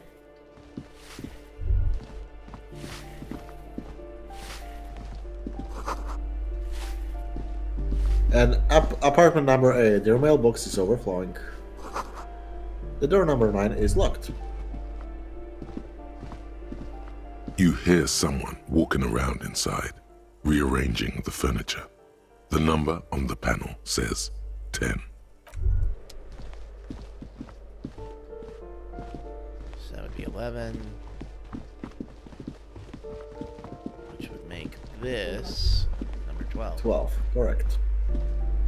A shabby door hangs oddly on its hinges, secured to the doorframe with a safety chain. An unpaid energy bill is attached, threatening to cut off the electricity.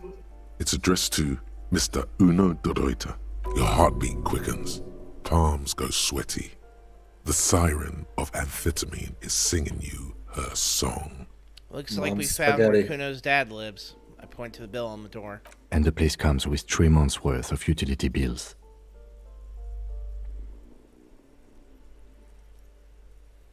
You need to equip them first. Yeah. I don't particularly like that. That doesn't really do much. It could just be. I don't like the mechanic of you need to put the tool in your hand to use it. It's like it doesn't do much because carrying them around is usually pretty pointless. So you just leave, equip, go back, do the check again. You're never like caught with a red check that demands secured to the door. The shabby door hangs oddly on its hinge. Snip. The cutter goes through them like dead leaves. The links fall to the ground on the other side of the door. Don't let the quiet fool you. The beast is in there somewhere, ready to rip you to shreds with a broken bottle. I know there's no stopping you, but let's at least make this quick. For it.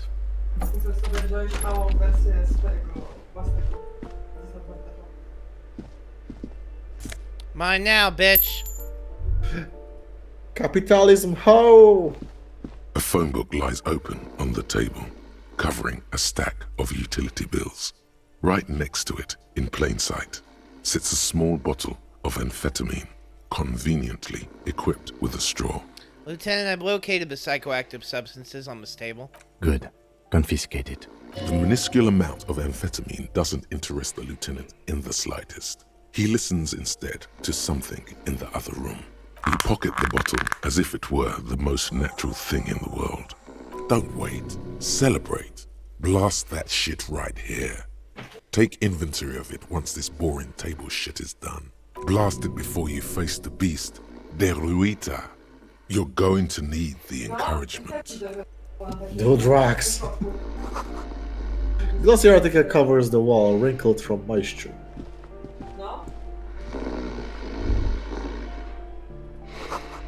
The air stinks with something sour. Pants. Regular black jeans. A bundle of clothes heaped on the bed. A stained parka, some towels and a duvet. Some socks even. In the dark, it looks like a nest. Hold up, Lieutenant. Look at that pile of clothes. He covers his nose. I slowly reach out my hand. Something underneath there is breathing.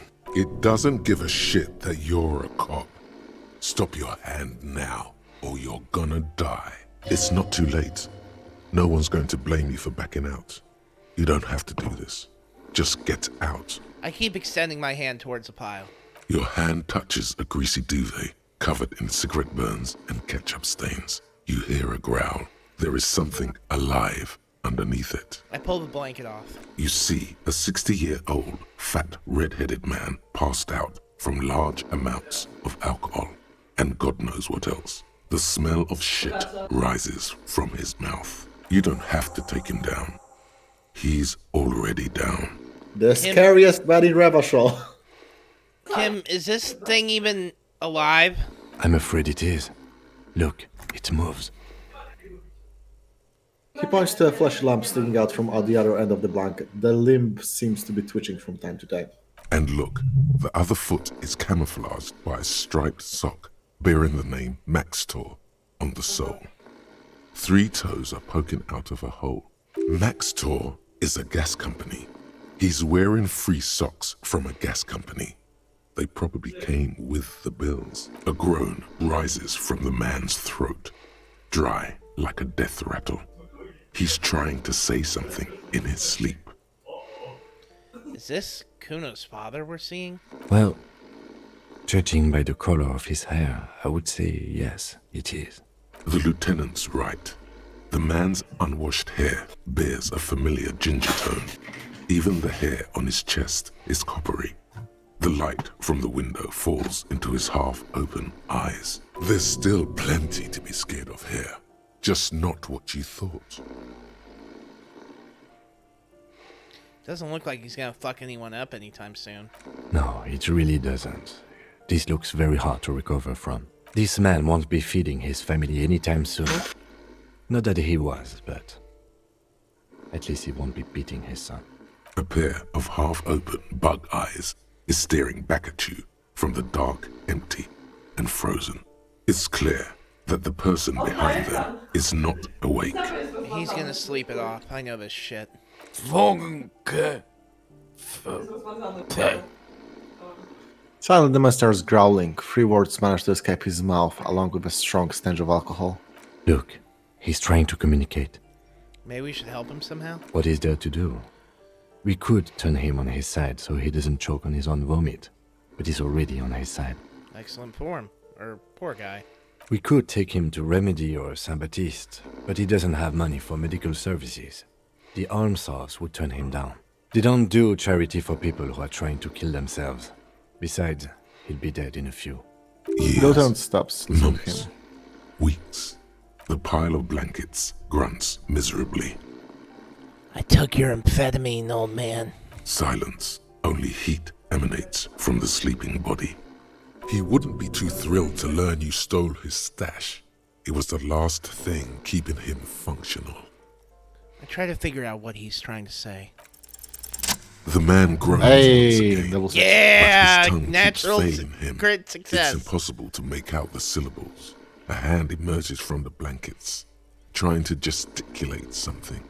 And then it dawns upon you, clear and surreal. Pigs, he says. He's trying to call you pigs. What did you just say?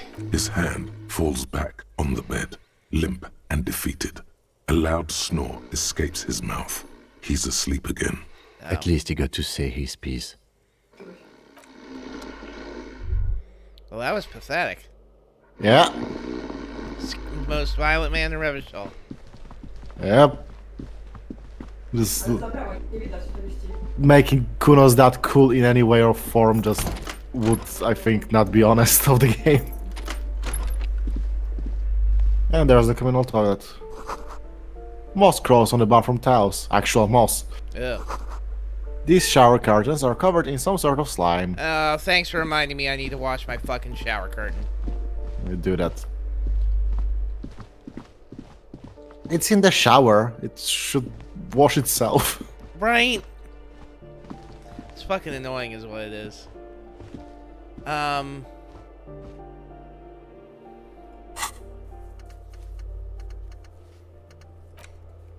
He's on the balcony. The apartment's on the balcony. You need to leave through the door to the left from the place where you came from. To the left here, yeah.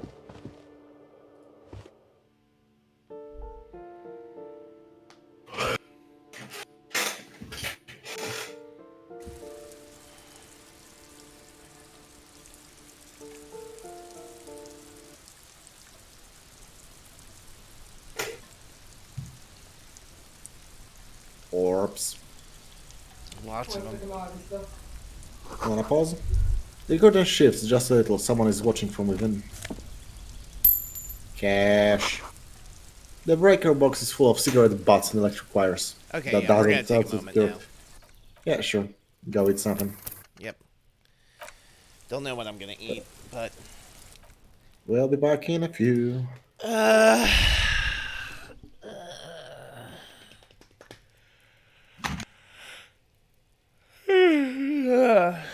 Fuck, what do I want to do? Let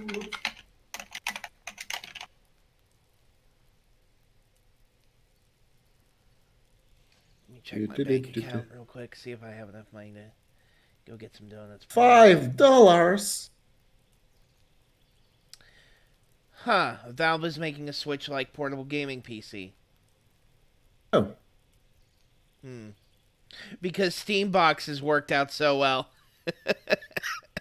I was gonna say Ouya, but yeah, I forgot Steambox exists. Well, the Steam box turned out to be a nothing burger.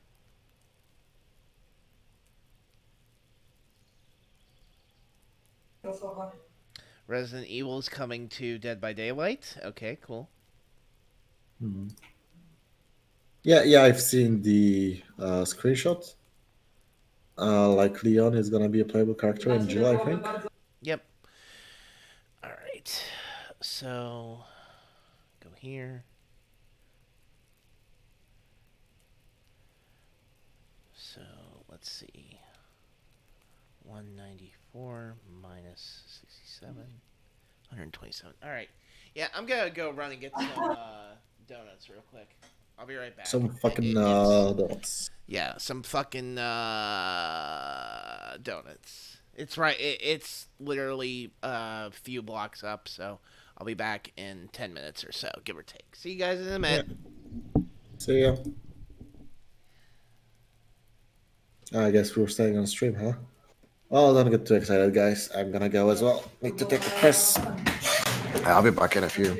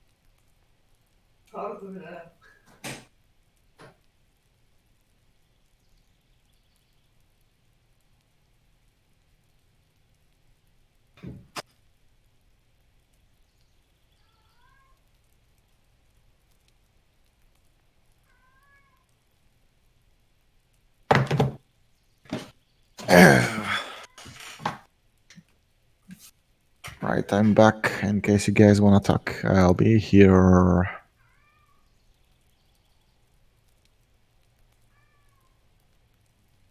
If not, well, you've got a cool Gears animation going on, I suppose.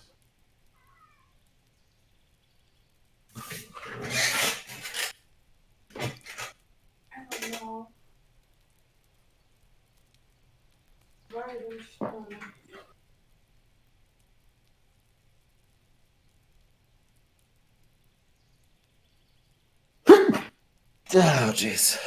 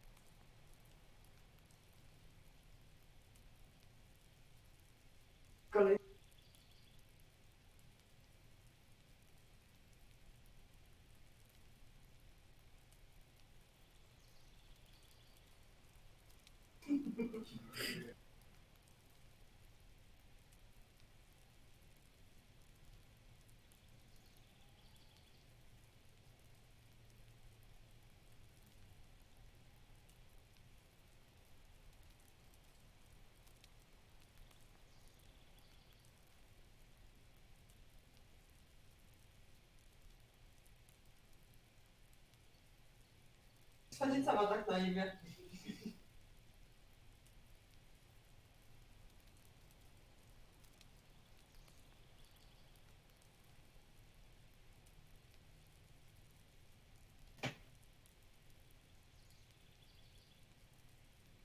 Trochę mnie...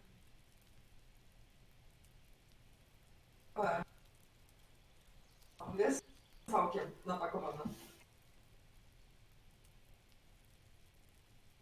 1000 chyba. Więcej? I ma 13 siłę on. Masz 12, 13, masz 12.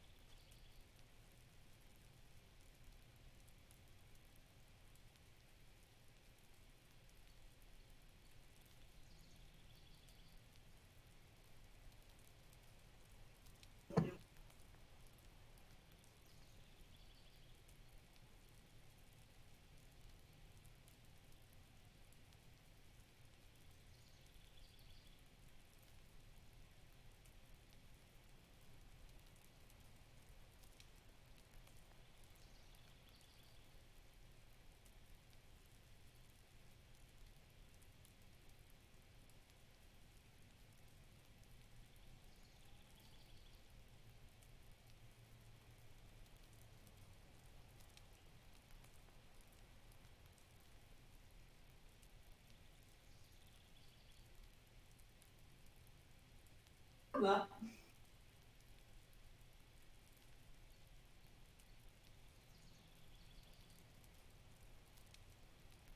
I rozumiem się.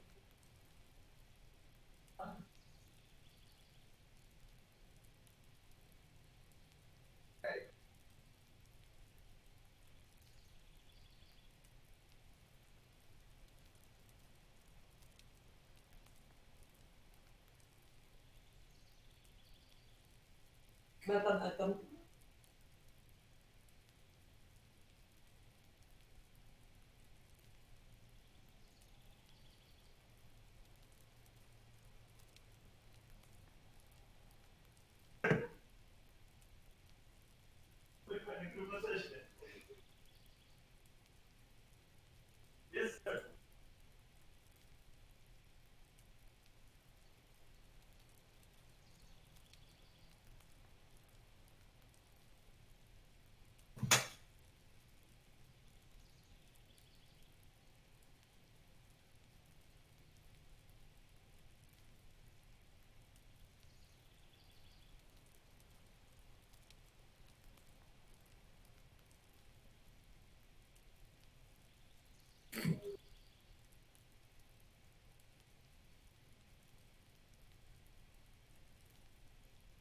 Od jedna, więc... Od jedna nie masz, więc to cię nie zmusza. No, no, no tak.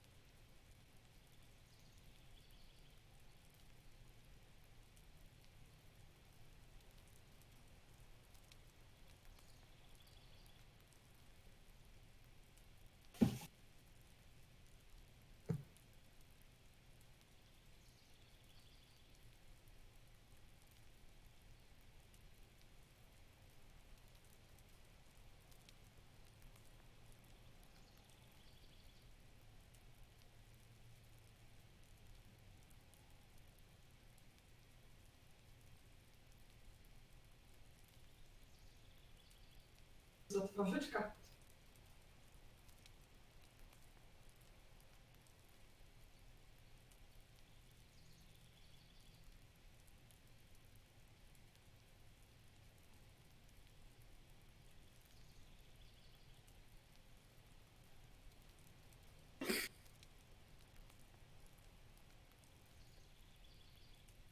Kind of random, but any thoughts on the Evil Within? I have yet to play any of them, honestly, so I have no opinions at all. Yeah. I want to play two, and I've heard that one with DLC is actually a complete story. So one day I will play it. But for the time being, No tak.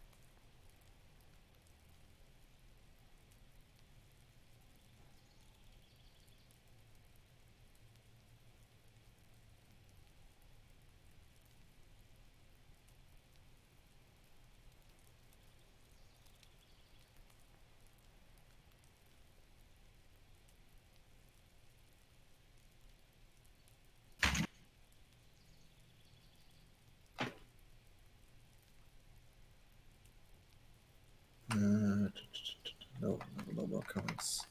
The Discord link is still there again. I'll write to Void.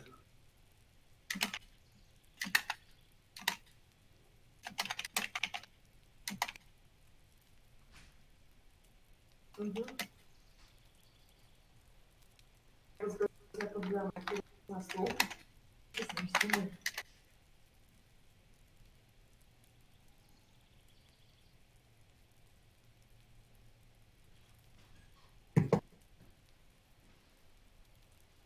Yeah, holy shit, that's a lot of news.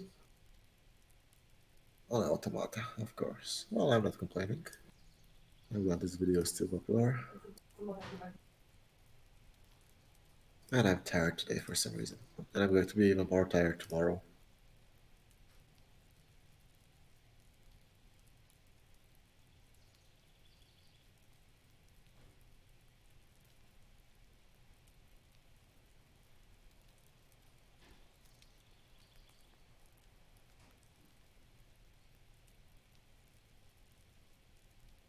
O, taki znany jest?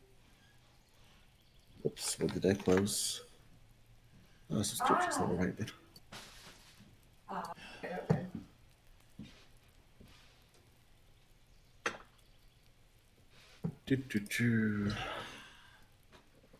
Welcome back. Any thoughts on the Evil Within? The second one is pretty fucking good. I haven't played either, as I said, when you were gone. I'm pretty sure I'm the one who's pushed it to you as that. Yeah, probably, but eh. And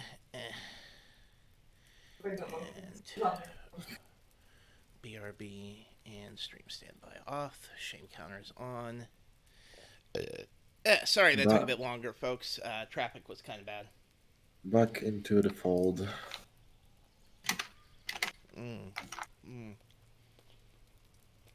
Tasty, tasty donut. I'll probably play Evil Within with all DLCs and 2 someday, but this is very much a someday situation. I don't feel inclined to do it right now.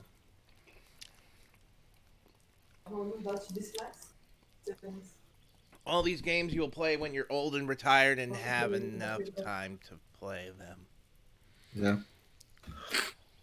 I'll certainly not forget about it by the time I'm 80. Okay.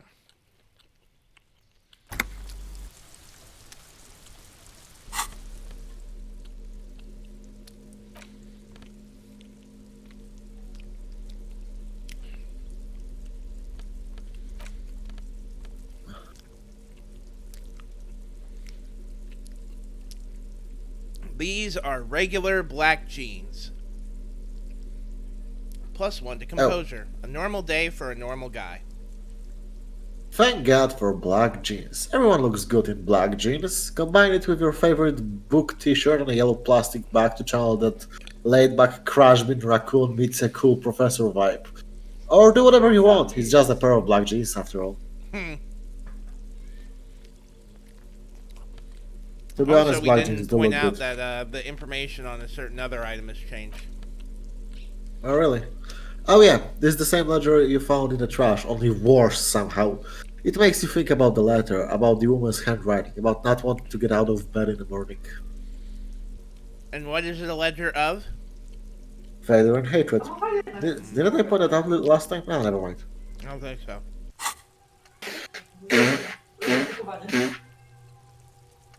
You know what? We'll save for looking at the thought for when we finally equip it.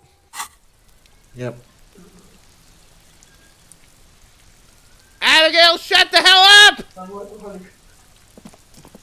Abigail? Or what? I win. 75 cents. Just a door. Nothing for you here right now.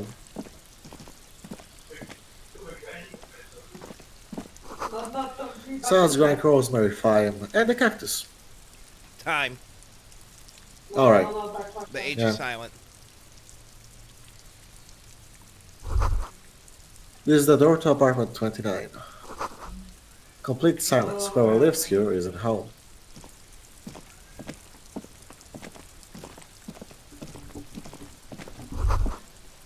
This is the door to apartment number 30. Voices from within, singing along to some buoyant day's track.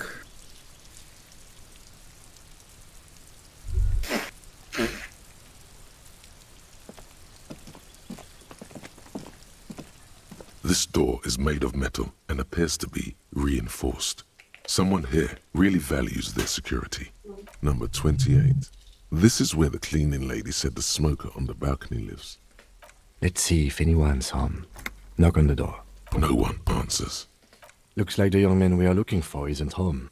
I think our best chance to catch him is in the evening. He looks around, taking in the cold spring air. We should return tonight after we have finished with our day's work. How about 9 p.m.? Sound good? Sounds good. Tonight at 9 p.m. Tonight at 9 p.m., right here, apartment number 28. Good, let's go. You know what, talking about spices, it's quite interesting that they can be used as fuel and nobody talks about it.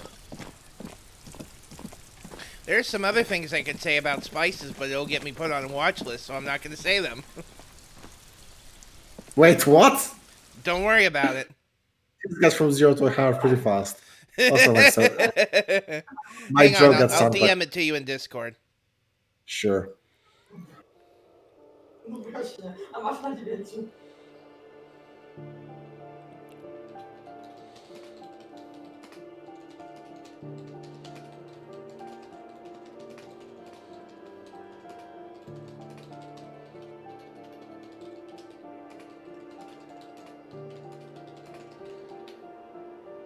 Oh yeah, I Yeah. mean you can make that out of flour. So, Right. But we're not going to say that word out loud because, again, I don't want to be put on a watch list. man, it's just about cooking.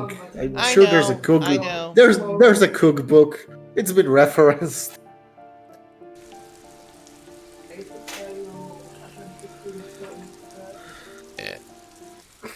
Pardon my burp.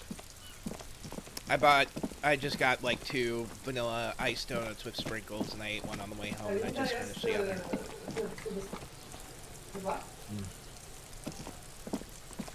Are you trying to sneak up on me? Come to slit my throat in my sleep? Logic error. She is not sleeping right now. Pigs come to take me out? Trying to snuff me out? No, why would you even say that? Then why are you sneaking up on me like that? It's not a good idea to scare me, pig. Not a good idea at all.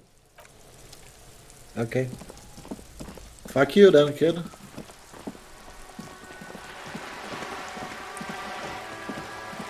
Wow, High Noon is really well depicted on Tuesday.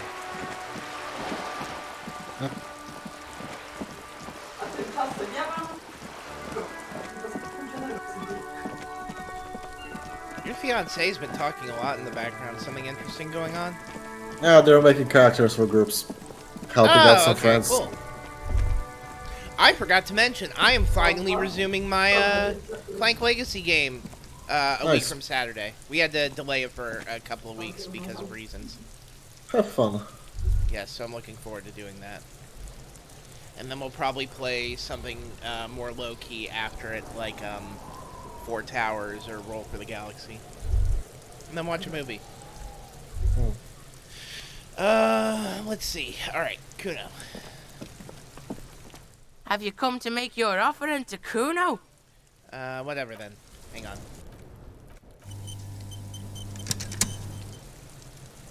Have you come to make your offering to Kuno? Perhaps I should interest you in some speed? Put that away. Right now. What He's a not fucking pooper. Bitch doesn't have the pump for it. Old bitch, pump's bust. Kuno has the pump for it. Kuno has a giant pump. Don't ruin it for Kuno. Can't you see Kuno's pump can still take it? Can still pump the good. What the fuck are you talking about? Those are barely words. Anyway, this didn't work. Kim is never going to be okay with you handing something like this off to a minor. This plan is either off the table, or you need to do it when he's not around.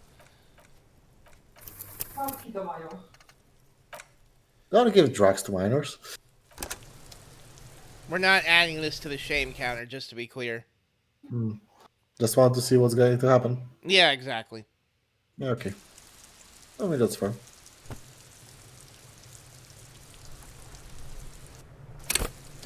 What's happening here?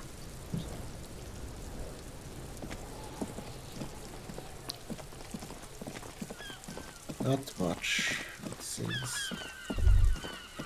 Oh yeah, you've still got the bookstore. We talked to Everett, but I don't know if you got his quest. I don't think so, to get your gun back. I don't like talking to this kid. She makes me depressed. Oh, sucks to be with it. Yep. Hello, sir. Step right in. The store is open. A young girl with a chubby red cheeks waves at you, smiling. Her nose is also red from the cold. Hi. Are you interested in a new and exciting book? She stamps her feet to feel warmer. What kind of store is this, anyways? It's a bookstore, sir. We sell books, postcards, and some board games. It's called Crime, Romance, and Biographies of Famous People. Whoa, whoa, whoa, whoa. Hold your horses, little girl. That's What? a lot of information. Encyclopedia? Seriously? You're having trouble with that? I mean, hey, you woke up not trying to read different things. Like, you had to be... you needed to learn what money is. Maybe you don't know what a book is either. What is a book? That is a book.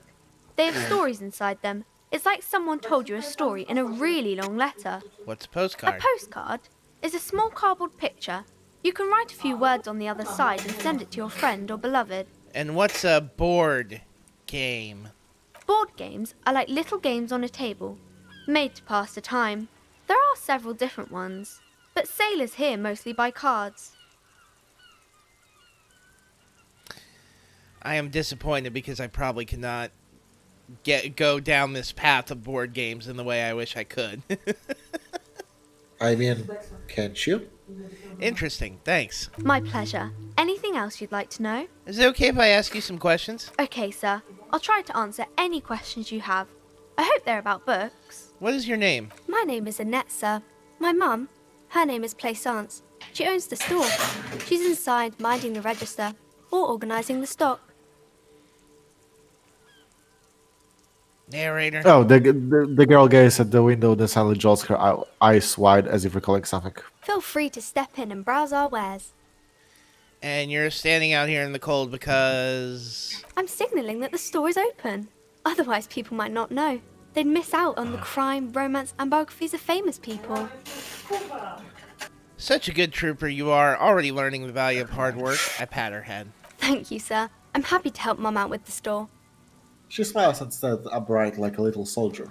But shouldn't you be at school or something? I do my studies at home at the moment. I have to help Mum keep this place running. Isn't going to school more important than this? Mum says it's necessary to do both because it builds character. Mum says a proper worker is dutiful. That's how you get ahead in life. You succeed. And how's business going? Mum says it's peachy. She was a little afraid at first. There's talk about this house being cursed. She looks Behind her, the window has been boarded up. You sense the boards creaking, twisting for a second, and some kind of doubt in her tense shoulders. Cursed? In what way? Cursed in the way that makes them say that no business has ever really thrived here, sir. That they all go... Bankrupt. Exactly. But we've been doing fine so far. This sounds rather serious. I should probably look into this. I narrow my gaze towards the creaking boards on the window. We can go into the bookstore and ask about the case. But I don't see much more to look into here. Lieutenant makes a note in his notebook. Yes, please do look at our wares inside. The postcards and board games you asked about are also there, sir. What do you know about the other failed businesses? Nothing really, sir. Mum doesn't allow me to sneak around in the back rooms or the cellar. I don't really know what's there. How does this She curse looks a bit manifest? disappointed. It does not manifest itself in any way. It does not exist. I liked it better when we were talking about whether it's appropriate to stand out in the freezing weather. But Kim, the plasmic manifestations! No such thing. The lieutenant stands at your side, staring at Sirius. Anything else you wanted to talk about, sir? Enough about the curse. For now. Maybe I can tell you about some of our books instead. What is this Oh, there's crime a- business? Crime fiction is about murders or burglaries or things like that, and the work of a policeman or a private detective who's trying to solve a crime and catch the criminals. Okay, I get it. Crime murder gets people going. And it's kind of like a puzzle too. You can guess who the criminal is or how the good guys are going to catch him. I just want to point out that I really like the delivery of that particular line. I don't know why. That was very natural, I think. Yeah, it was very sincere and real.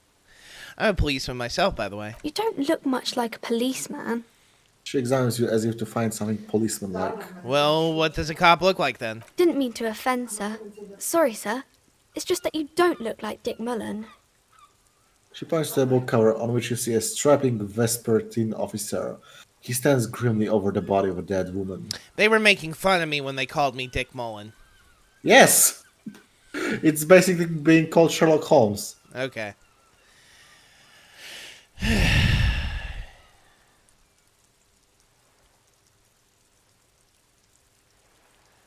Wow, look at that guy. Look at the guy. I'll never be as good as Dick Mullen. Don't say that. He's not even real. You're real.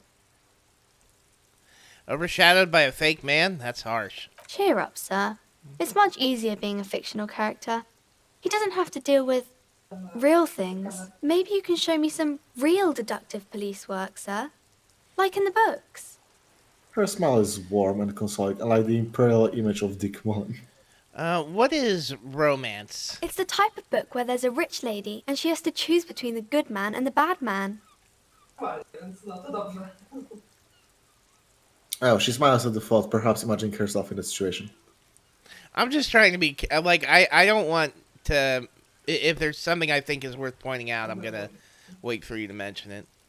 No, it's just that sometimes, for some reason, the sound from Parsec cuts out, and I'm not sure if she's still talking or not. Oh, yeah, that's part of the problem with the echo canceling. Chyba 17, bo nie ma nic na 18 i tak.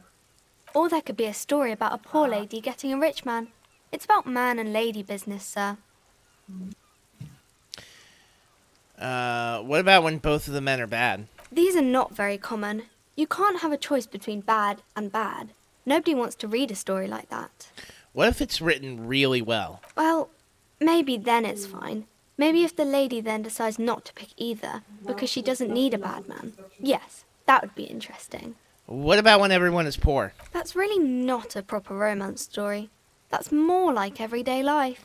Yeah, but sometimes you have to write about real life things. Not in romance books, sir. These are about nice and pretty people, and everyone is happy in the end. What about a book where the man and lady business doesn't work out at all? I haven't read many of those. Maybe you should ask Mum. Yeah? You think she has one about an excruciatingly painful breakup? Maybe I will. I'm sure she can help out. The back Anything else you're pedal. curious about? Shut the fuck up, Dean. Void unwilling to break down in front of a 10-year-old girl. The cowardice. That's enough romance for me. I had other questions. Maybe some about other books? Who are these famous people? Oh, kings and queens and generals of old, or artists and writers, or musicians, those kinds of people. There's usually something extraordinary about them. She scratches her cold round cheeks, then continues. I think that's why people read them, to find the secrets of their fame. Seems like most people who read those books fail to get more famous from reading them. Reading them doesn't make the readers more famous, right? But it does make the famous people more famous. She smiles gleefully. Annette is really sharp for her age, I just want to say. Yeah, she is. Fame sounds delicious. Maybe somebody will write a book about me one day. Why would they do that, sir?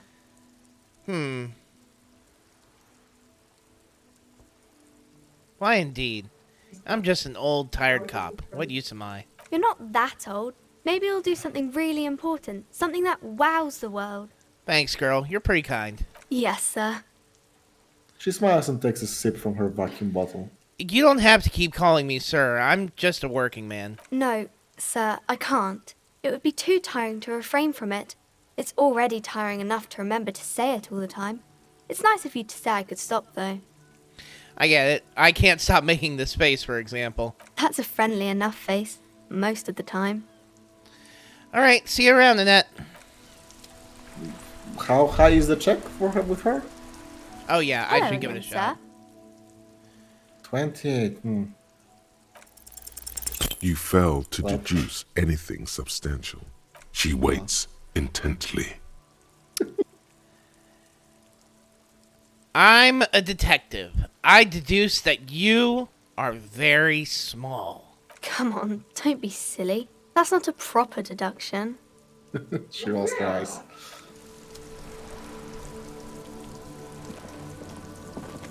I do not remember if there are any proper tabletop games in this store. Well, why not check it out? I'm going to. And if there are, I am going to buy one, and I am going to make Kim play a tabletop game with me. It's the round table in the middle.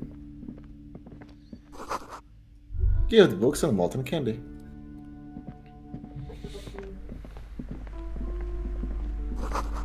Old sports magazine is tucked away in a dark corner. The book collects the national recipes of Arda. They are all about lake trout. 15. A small mountain of colorful board game boxes. There are numerous types of games for all ages. A lot of shelf space seems to be taken up by Wirral-related merchandise. Storekeep, what board games do you have here? Wonderful board games, sir. The Viticulturist is a classic for Are you sure. fucking Perhaps you'd serious? Like Archipelagos of Insulinda, a very educational game for those interested in geography. Literally, viticulture is here. Oh my god, I didn't know they were fucking Stonemeyer simps. Browbritter is a fun game of economic competition, but can get quite intense after a while. We have games for the whole family. You can play with your children. Who are you going to play board games with? Do you have friends or family? I look at Kim. Are you actually friends? Or just colleagues thrown together by circumstance? I don't feel like I have any kids. Friends are technically like family. She fiddles with her pendant, thinking. Oh, we just got hit with 2 follow bots. Hell yeah. Also, make me a For mod. playing with friends, I'd I recommend will fix Suzerainty. that. It's a civilization building game where you build a civilization, then set off to brutally colonize and repress other civilizations. It'll cost 12 real.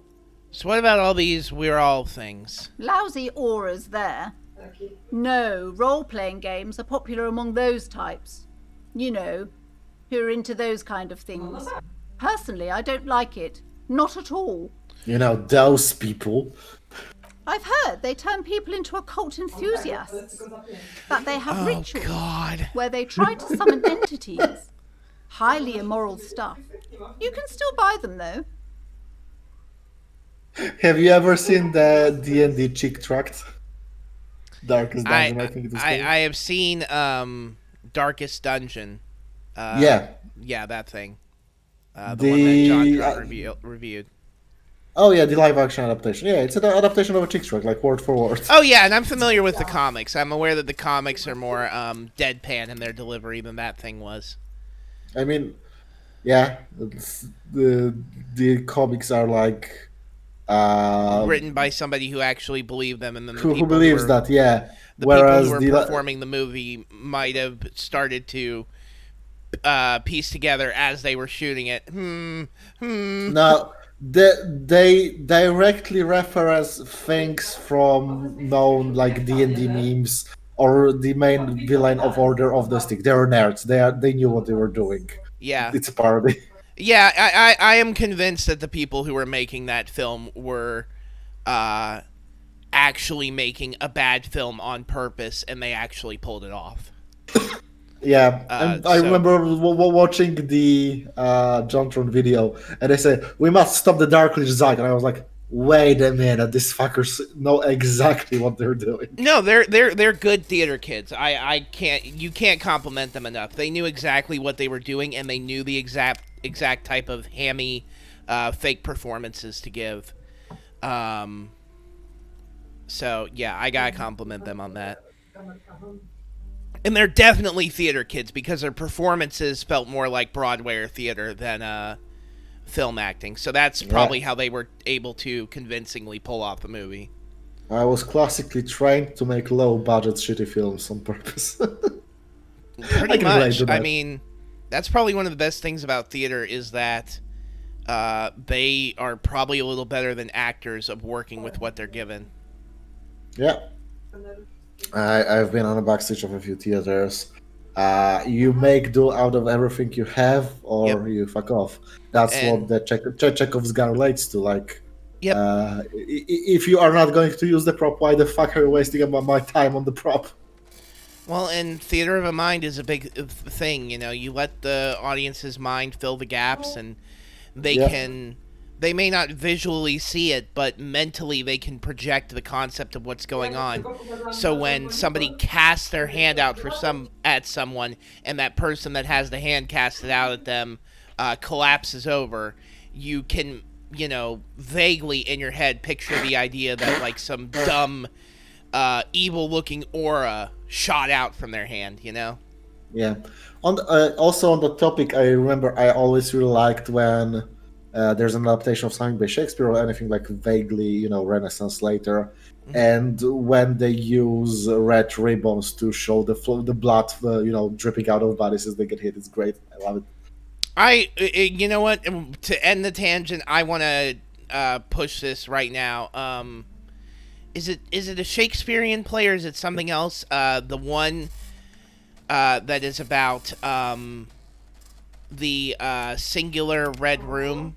And it's set during when the Black Plague is at its peak, and we're following a bunch of bourgeoisie as they're having their party to block out their awareness from it, but the plague ends up creeping into their party anyways. That's Edgar Allan Poe, but I don't remember the name. Okay, yeah.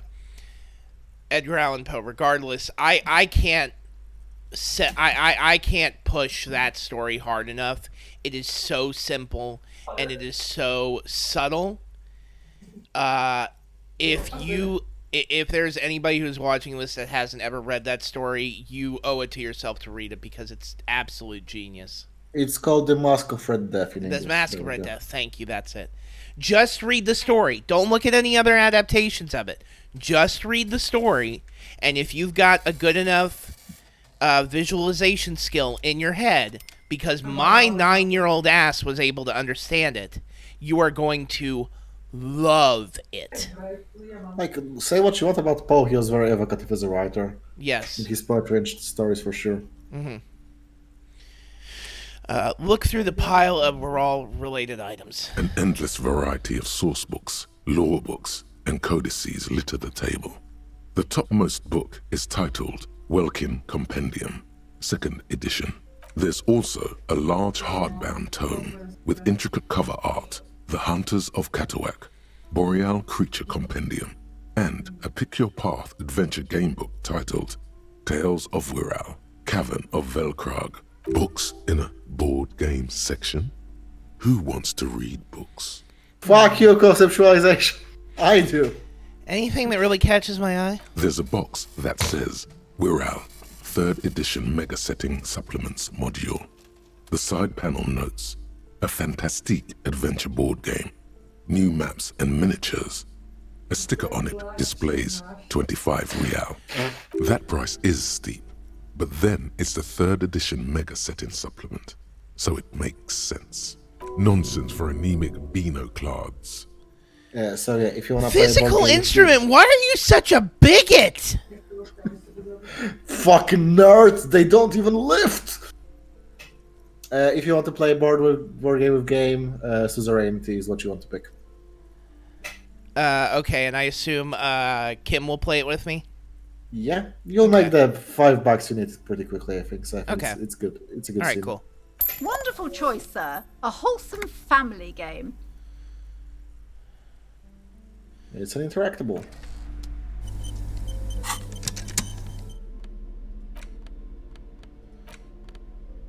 Actually, there's a civilization building board game where you get to choose a nation and set off to colonize and exploit other cultures. A star-shaped note on the box proclaims the game now includes a completely new genocide option.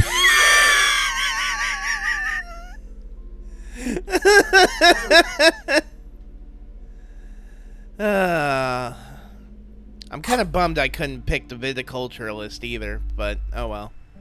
Yeah, these are the only two options. Okay, so let's talk to her. Welcome to Crime, Romance, and Biographies of Famous People. My name is Plaisance. Oh yeah, definitely give it a look, Quadrasic. I think you'll like it. Be welcome, and please take responsibility for the energy you bring into this space. Oh no. Before we go on, you seem to be well off enough. Can you give me some money? I fear it won't be a more opportune moment to ask later. Time to hustle. Sir, don't be ridiculous. I certainly will not give you money. I would be doing you a grave psychic disfavour. One has to earn one's success, even if one is a police officer. Handouts are nothing but manipulation.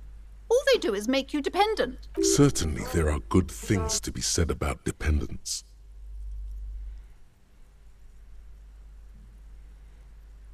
The fucking number 2, holy shit. It would forge ties between us working people. Good practice to for fighting art. No, she won't respond to that.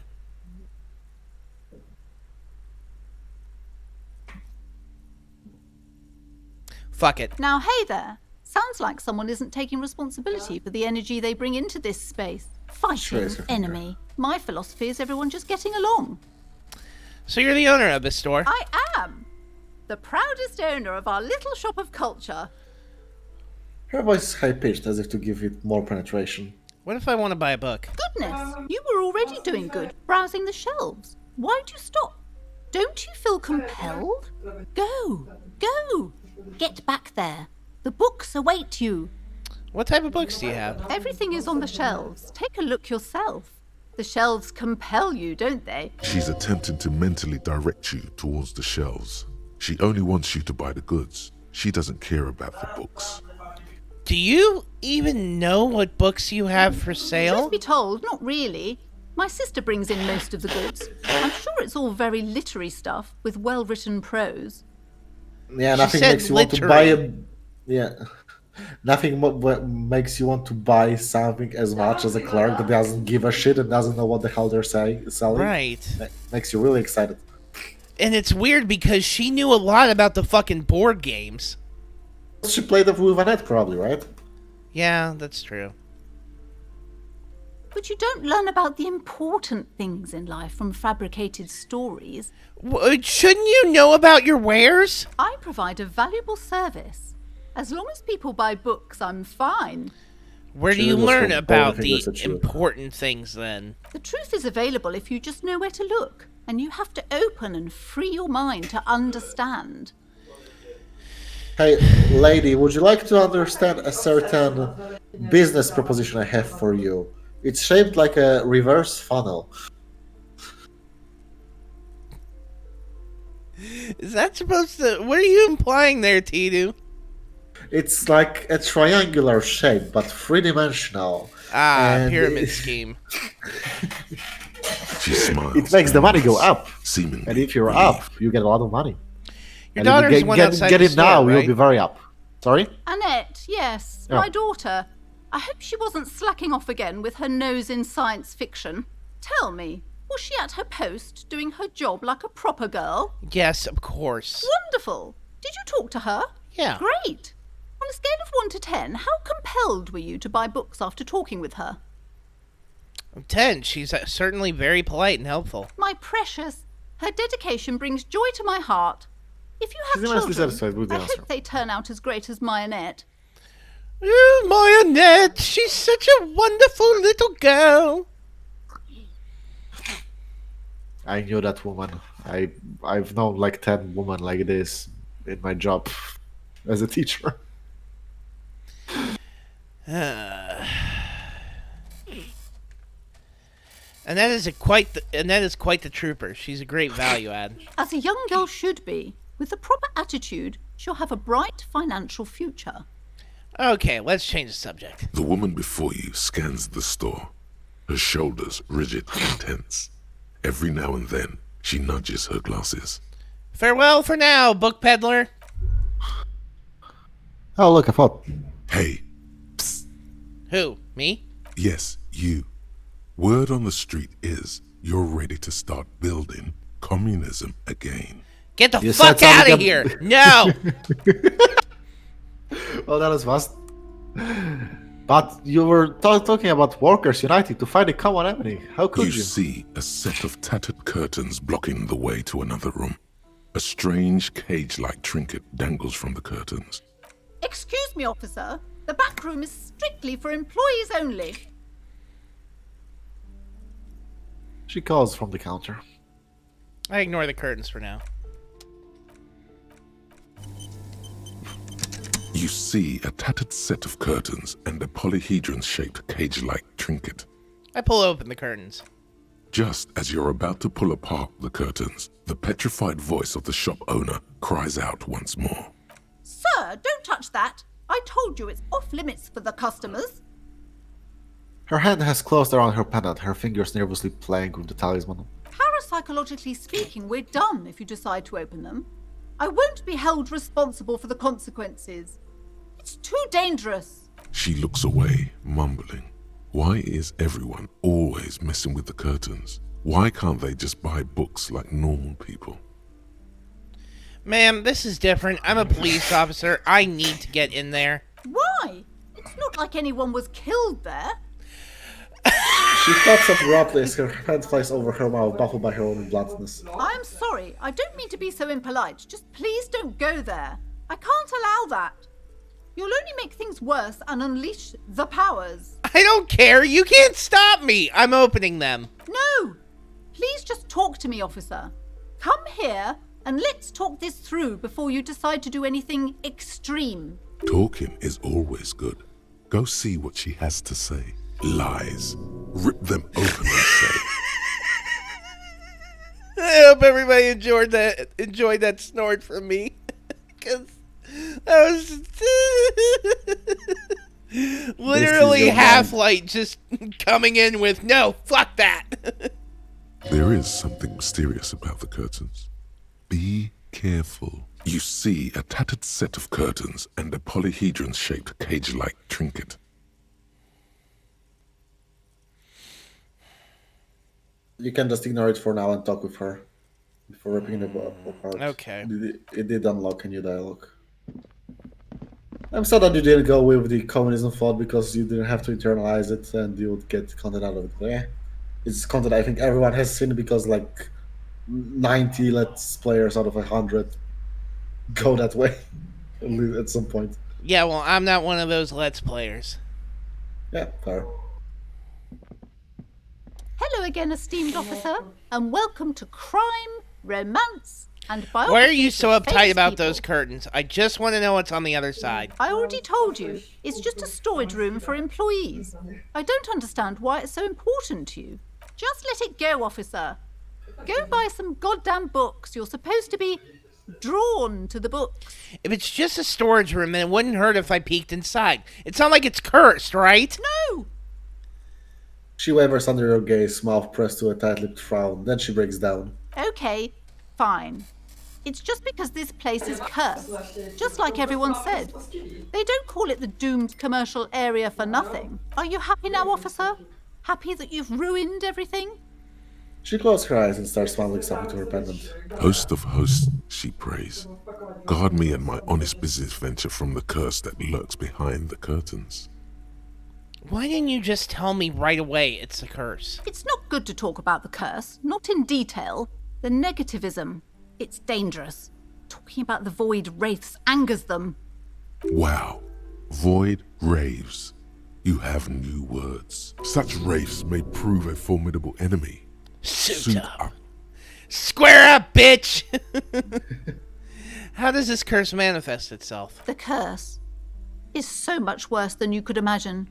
It's a disease, eating at the very foundation. A shiver runs through her, the woman as she looks around the dimly lit store. It's the curse of financial distress, of ruin and bankruptcy. She peers at the curtains again. Didn't that curtain just move? What?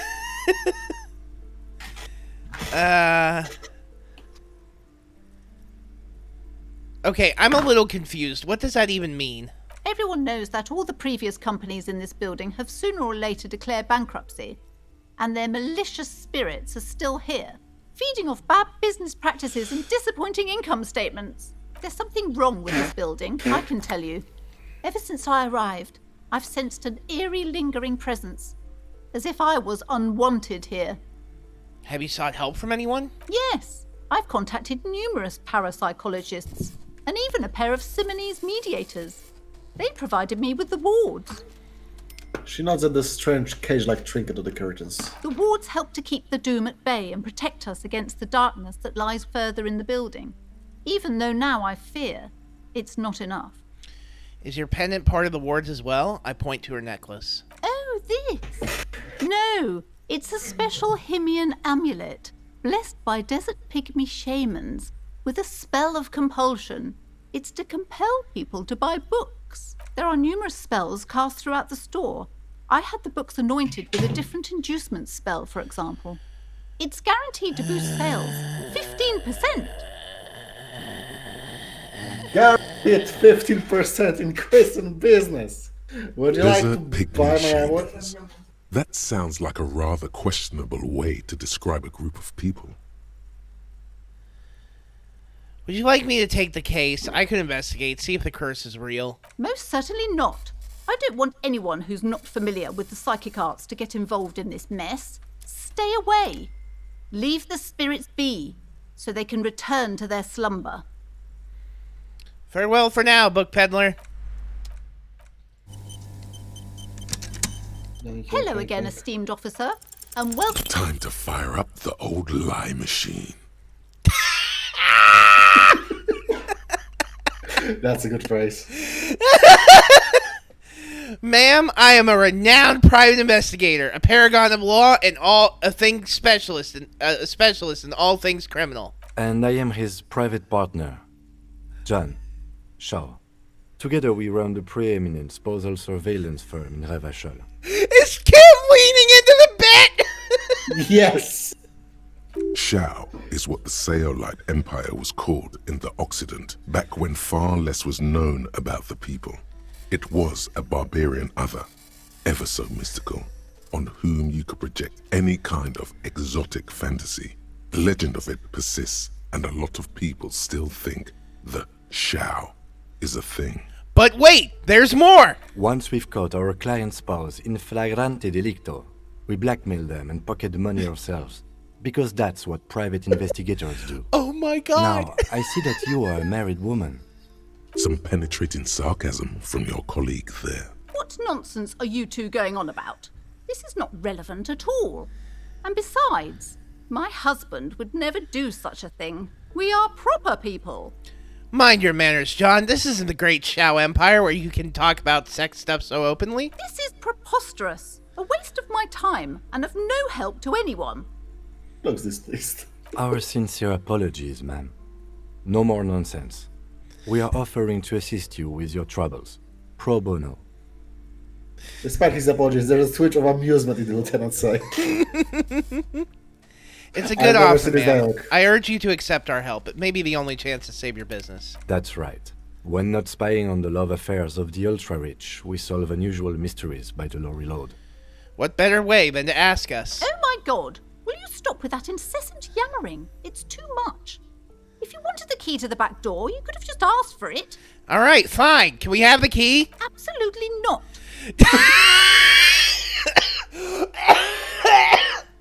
I've never seen this dialogue. Good job. Oh, you're welcome.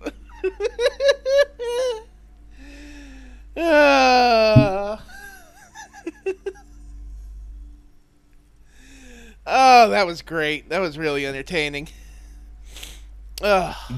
John Shaw. Okay. It's me, Jim Chinaman. And he was fine leaning into it. He knew I didn't have malicious intent, so that made it even better. Yeah. Playing a board game with Kim. And after that, I think I'm gonna run just because I'm fucking tired today for some reason. No, that's fine. All right, so you want to let's cap off this stream with cracking up in the board game? Yeah, I think it's a fun scene, so it will be a good way to finish it Go off. find a place for us to do it. Okay. Inventory and interact. In your hands, you hold a brand new copy of the game, Suzerainty. It's snugly wrapped in a skin of plastic.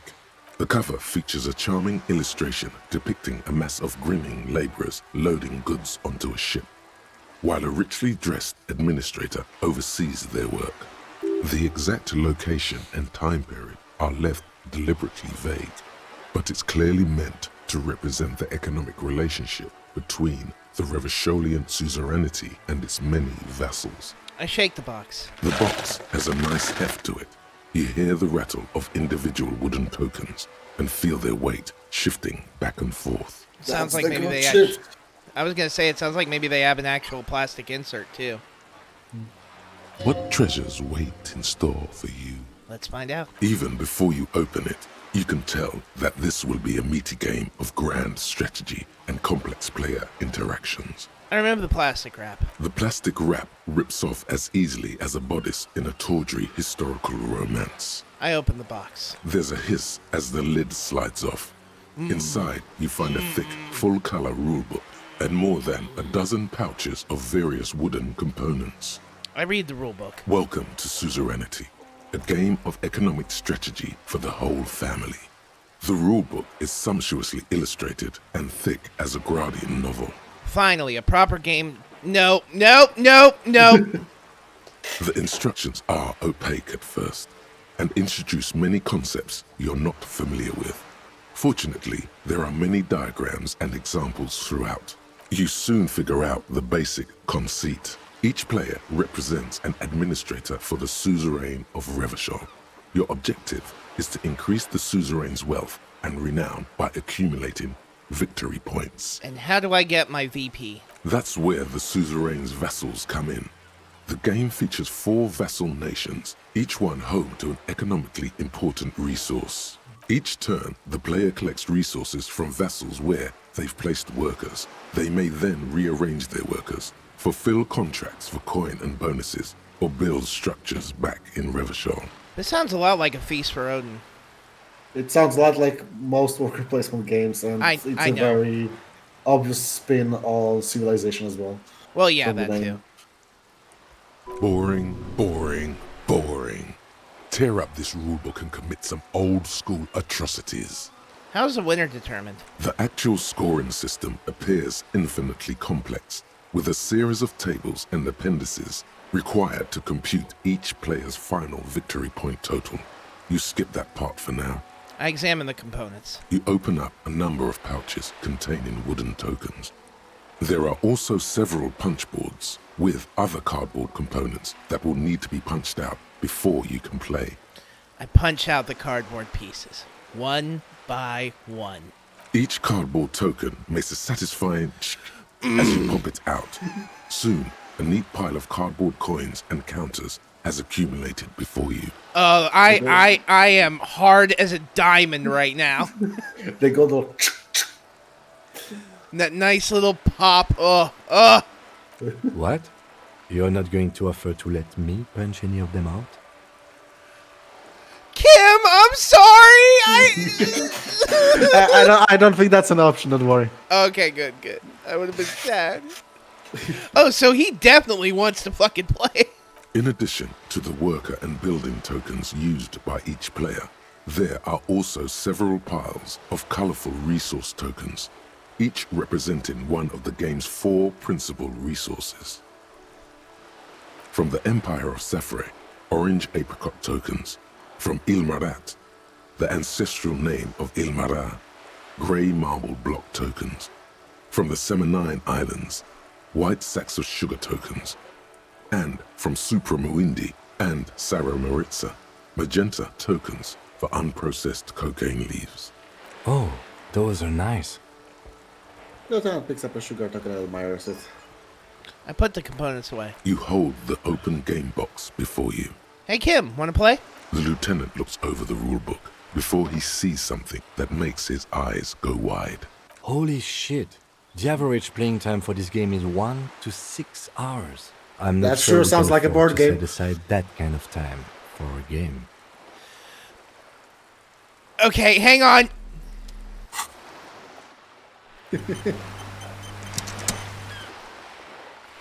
Okay, I quick saved, right? Yeah. Okay, good. The suzerainty box is heavy and slightly awkward. What is detective work if not an elaborate game? You need logical inference, attention to detail, the ability to analyze your opponent's motives. Fun fact, if you fail this check, you instantly get a +1 for being persistent, because Kim actually wants to play, and just his defenses whittle down a bit. Come So you on, can it might just- help us think of more creative solutions to the case. What were you gonna say? No, you can just you can just go, Kim, wanna play? We don't have time. Come on. Well, okay. It's very relatable.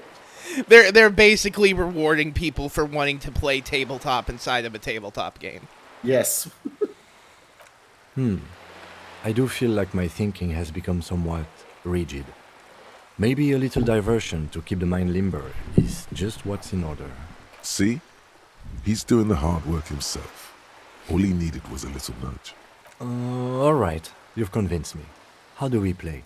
I've read the rules already. Let me show you. You explain the basic setup procedures to the lieutenant, who seems to be a quick study. You each take your bag of tokens and counters and unfold the board between you. I do like the idea that we're literally just sitting down on the ground now and playing it.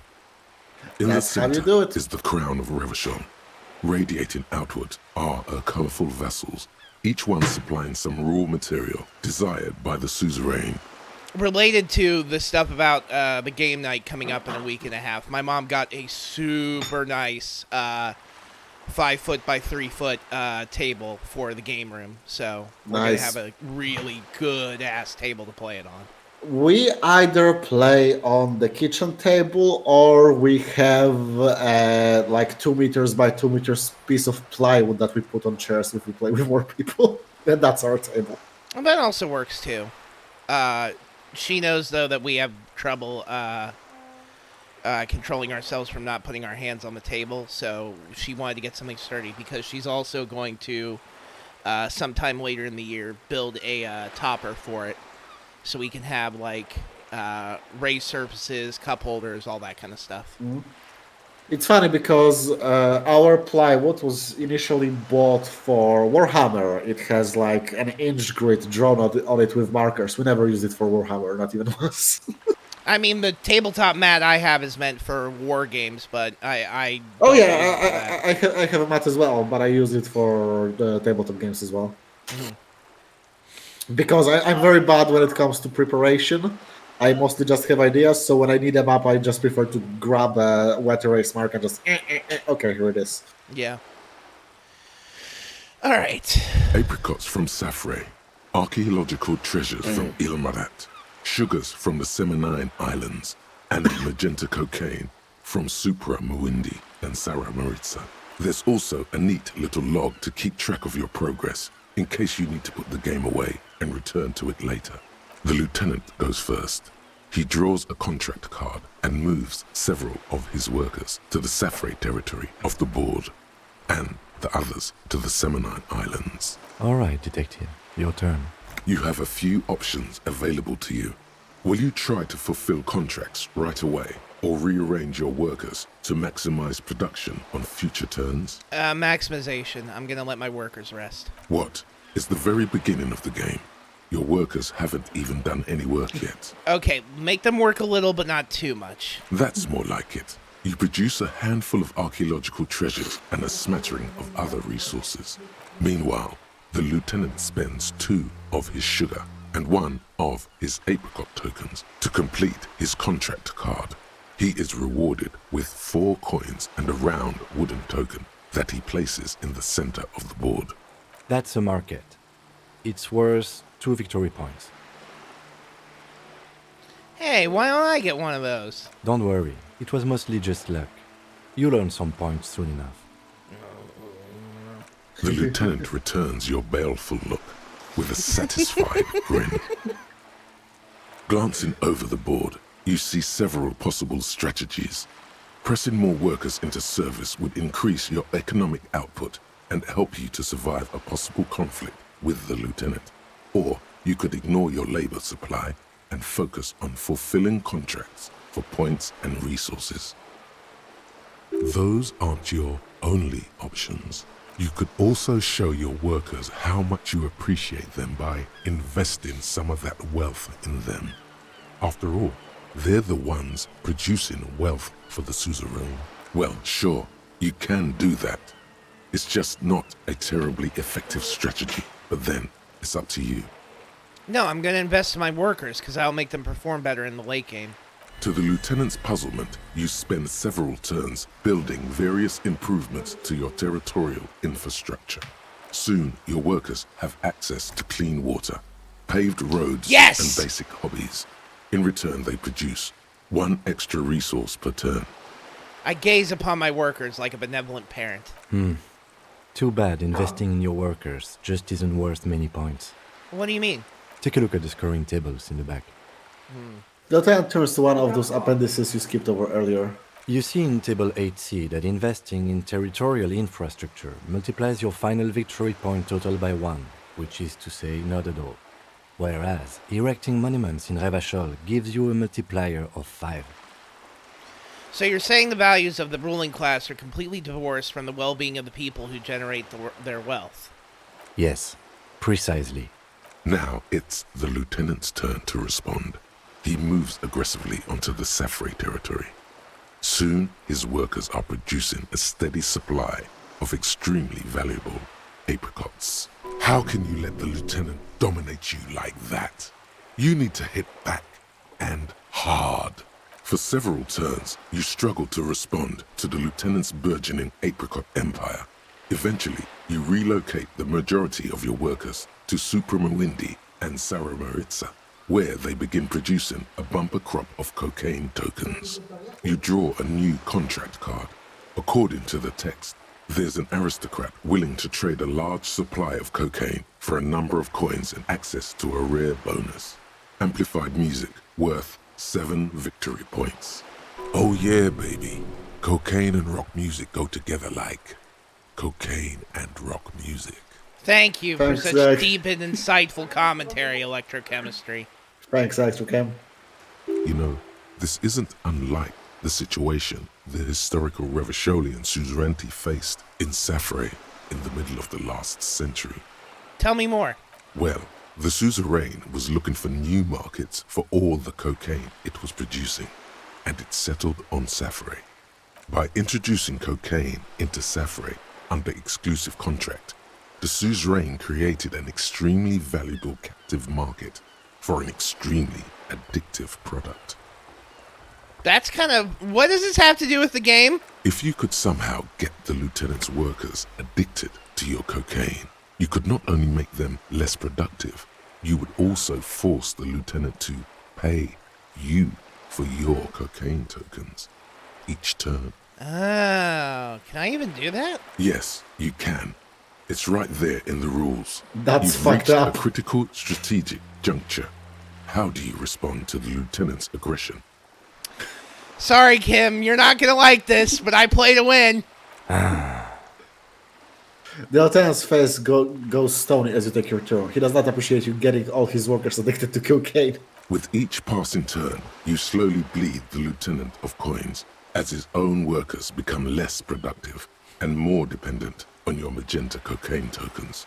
As a matter of historical fact, this is almost exactly what happened in Safre. To this day, fully half of the former Safre Empire remains dependent on international aid in exchange for a steady supply of cheap produce. Isn't this what Hey, they you ever heard of opium wars? Isn't this what they did to the apricot suzerainty in real life? More or less. The lieutenant says, but he's thinking less about matters of historical wrongdoing than how to get out of the jam you've put him in. Realizing victory is slipping away, the lieutenant launches a desperate gambit: protectionism. By erecting tariffs on your cocaine, he hopes to starve you out of the market at the risk of incurring the suzerain's disfavor. The end game is upon you. Do you escalate the trade war with the lieutenant in hopes of crushing him with your economic might? Or do you ignore his aggression and focus on building the mighty victory column structure in Revachol herself? Alternatively, you could throw the whole game away by trying to build a public education system for the children of your workers. The choice is yours. It's on, Kim! The lieutenant nods gravely as you erect tariffs against his apricots and sugar. This is going to get ugly. With every turn, tariffs are raised until neither you nor the lieutenant are producing any income or generating resources for the suzerain. Even in the best of cases, it's impossible to really win a trade war. But this is far from the best case, and the lieutenant's apricot-powered economic engine crushes yours.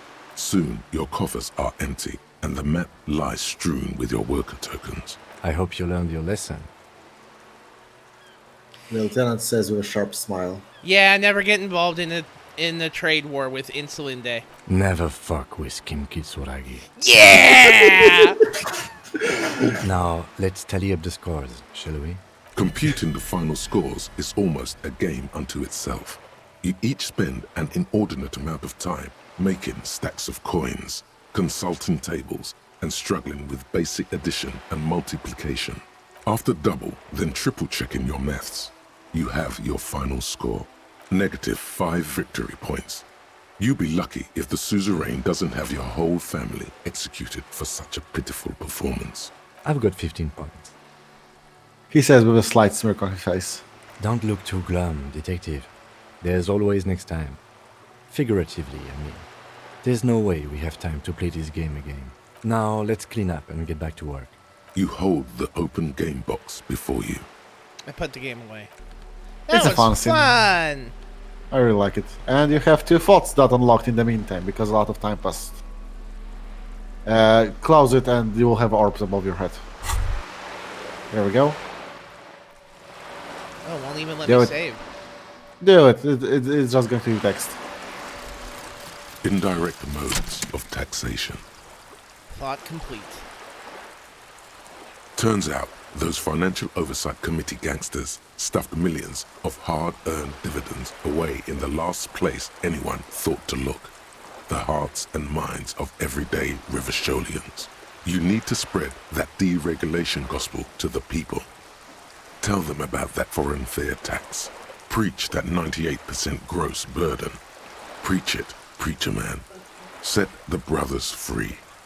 Taxes are racist. Every time you say something libertarian, you get 1 real. Fucking sick.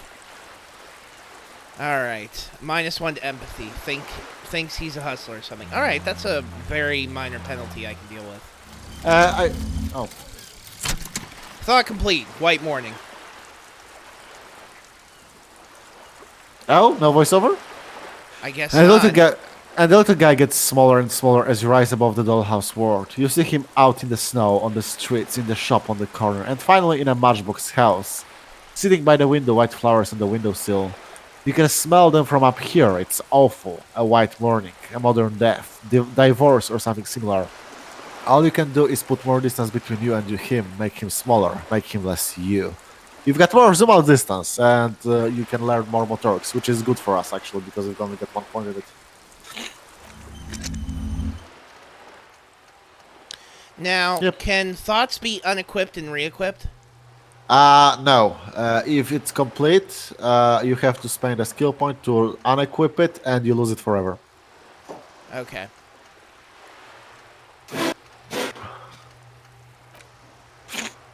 I wonder if you can win the suzerainty game, because I've played it 2 times and I've lost both times. 1 time I did the same thing as you, and the second time I had not enough intelligence to even figure out the historical context, and Kim just fucking crushed me. Also, I made the mistake of trying to get the public education system for my people. The game is designed to be anti-people, pro-colonization, because it's a board game.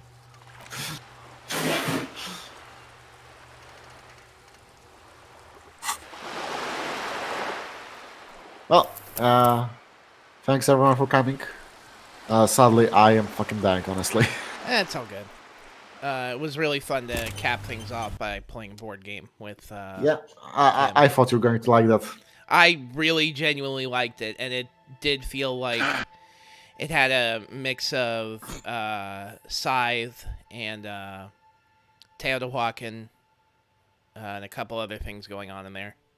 I really like that. It's a really good way to like showcase Kim as a person, and also like still drive the political commentary the game is going for. Yeah. In a rather subtle way. The game is taking what I respect as a really good centrist perspective, which is everything's kind of fucked, but also sitting on your hands and saying nothing about it does nothing. But at the same time, if you stick to your convictions and make your point, you are still worthy of respect.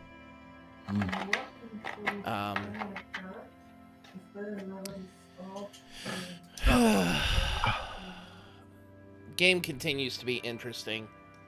That's good. Honestly, my biggest struggle I'm having right now is I'm fighting the temptation. I mean, the fortunate thing is that the copy of it that I have is stuck to the PC, so that makes it harder to play at the moment. But I'm Not worried again. if it comes out on Switch or iOS, I might be in trouble. Not again. Huh? Play other games. I know. Get your mind away. I will. Like right now, I am going to, in fact, go and play some more Destiny, because Weekly Reset happened. So we'll see you guys tomorrow for Yakuza Cast. See you. Yep. That will be from 4 to 6 or 7. 7 at the latest, because I have to cut the yard tomorrow. Although I might cut it today if it turns out that my friends cannot be online, or one of my friends cannot be online in the evening, because of reasons. Anyways, add space between all for me on Twitter, at CuteMutePrude for Tidu, and That's me. Edu's Last Minute Essays on YouTube. Just last minute essays now. I will get Change this it up. probably uploaded to the YouTube channel right away. Tidu will get Yakuza Cast uploaded tomorrow after Yeah. the stream.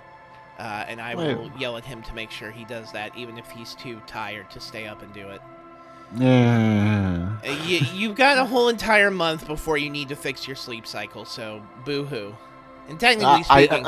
I won't fix it, that's the thing. I was going to say, you're probably not going to fix it because it's 11 a.m. to 7 p.m., so... If anything, I'm going to commit to it now. I was going to say, yeah, you'll probably be staying up until 3 or 4 in the morning anyways, because that'll still be, 6 to 7 hours of sleep that you can get, and you've only got... So, it's a 10-minute commute by transportation vehicle, or is it like a 10-minute walk? I don't know exactly where the office is right now, but it's like a 5-minute walk to the tram station, 10 minutes by tram, and I'll be in the general vicinity, so I would say like 20 minutes. Yeah, so about, so probably accounting for possible hang-ups, 30 minutes worth of transit. That's about what I have. That's pretty good.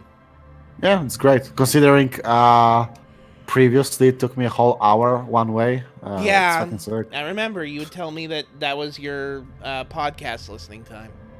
Yep, it was. Yeah. And it's starting off remote anyway. So yeah, here's hoping I won't fuck up during the test period of 3 months, and I'll stay there because holy shit, the pay is good. Yeah, I hope it can work out for you that way, and then we I can will- figure out where to go from there. Yeah, I will reclaim my rightful throne as the biggest earner in the house. Now, Tidu, that's sounding a little like some toxic masculinity there. It's not toxic masculinity, it's toxic I need to be the best. All right, we'll see you tomorrow, everybody. You all have a nice day. See ya. Bye.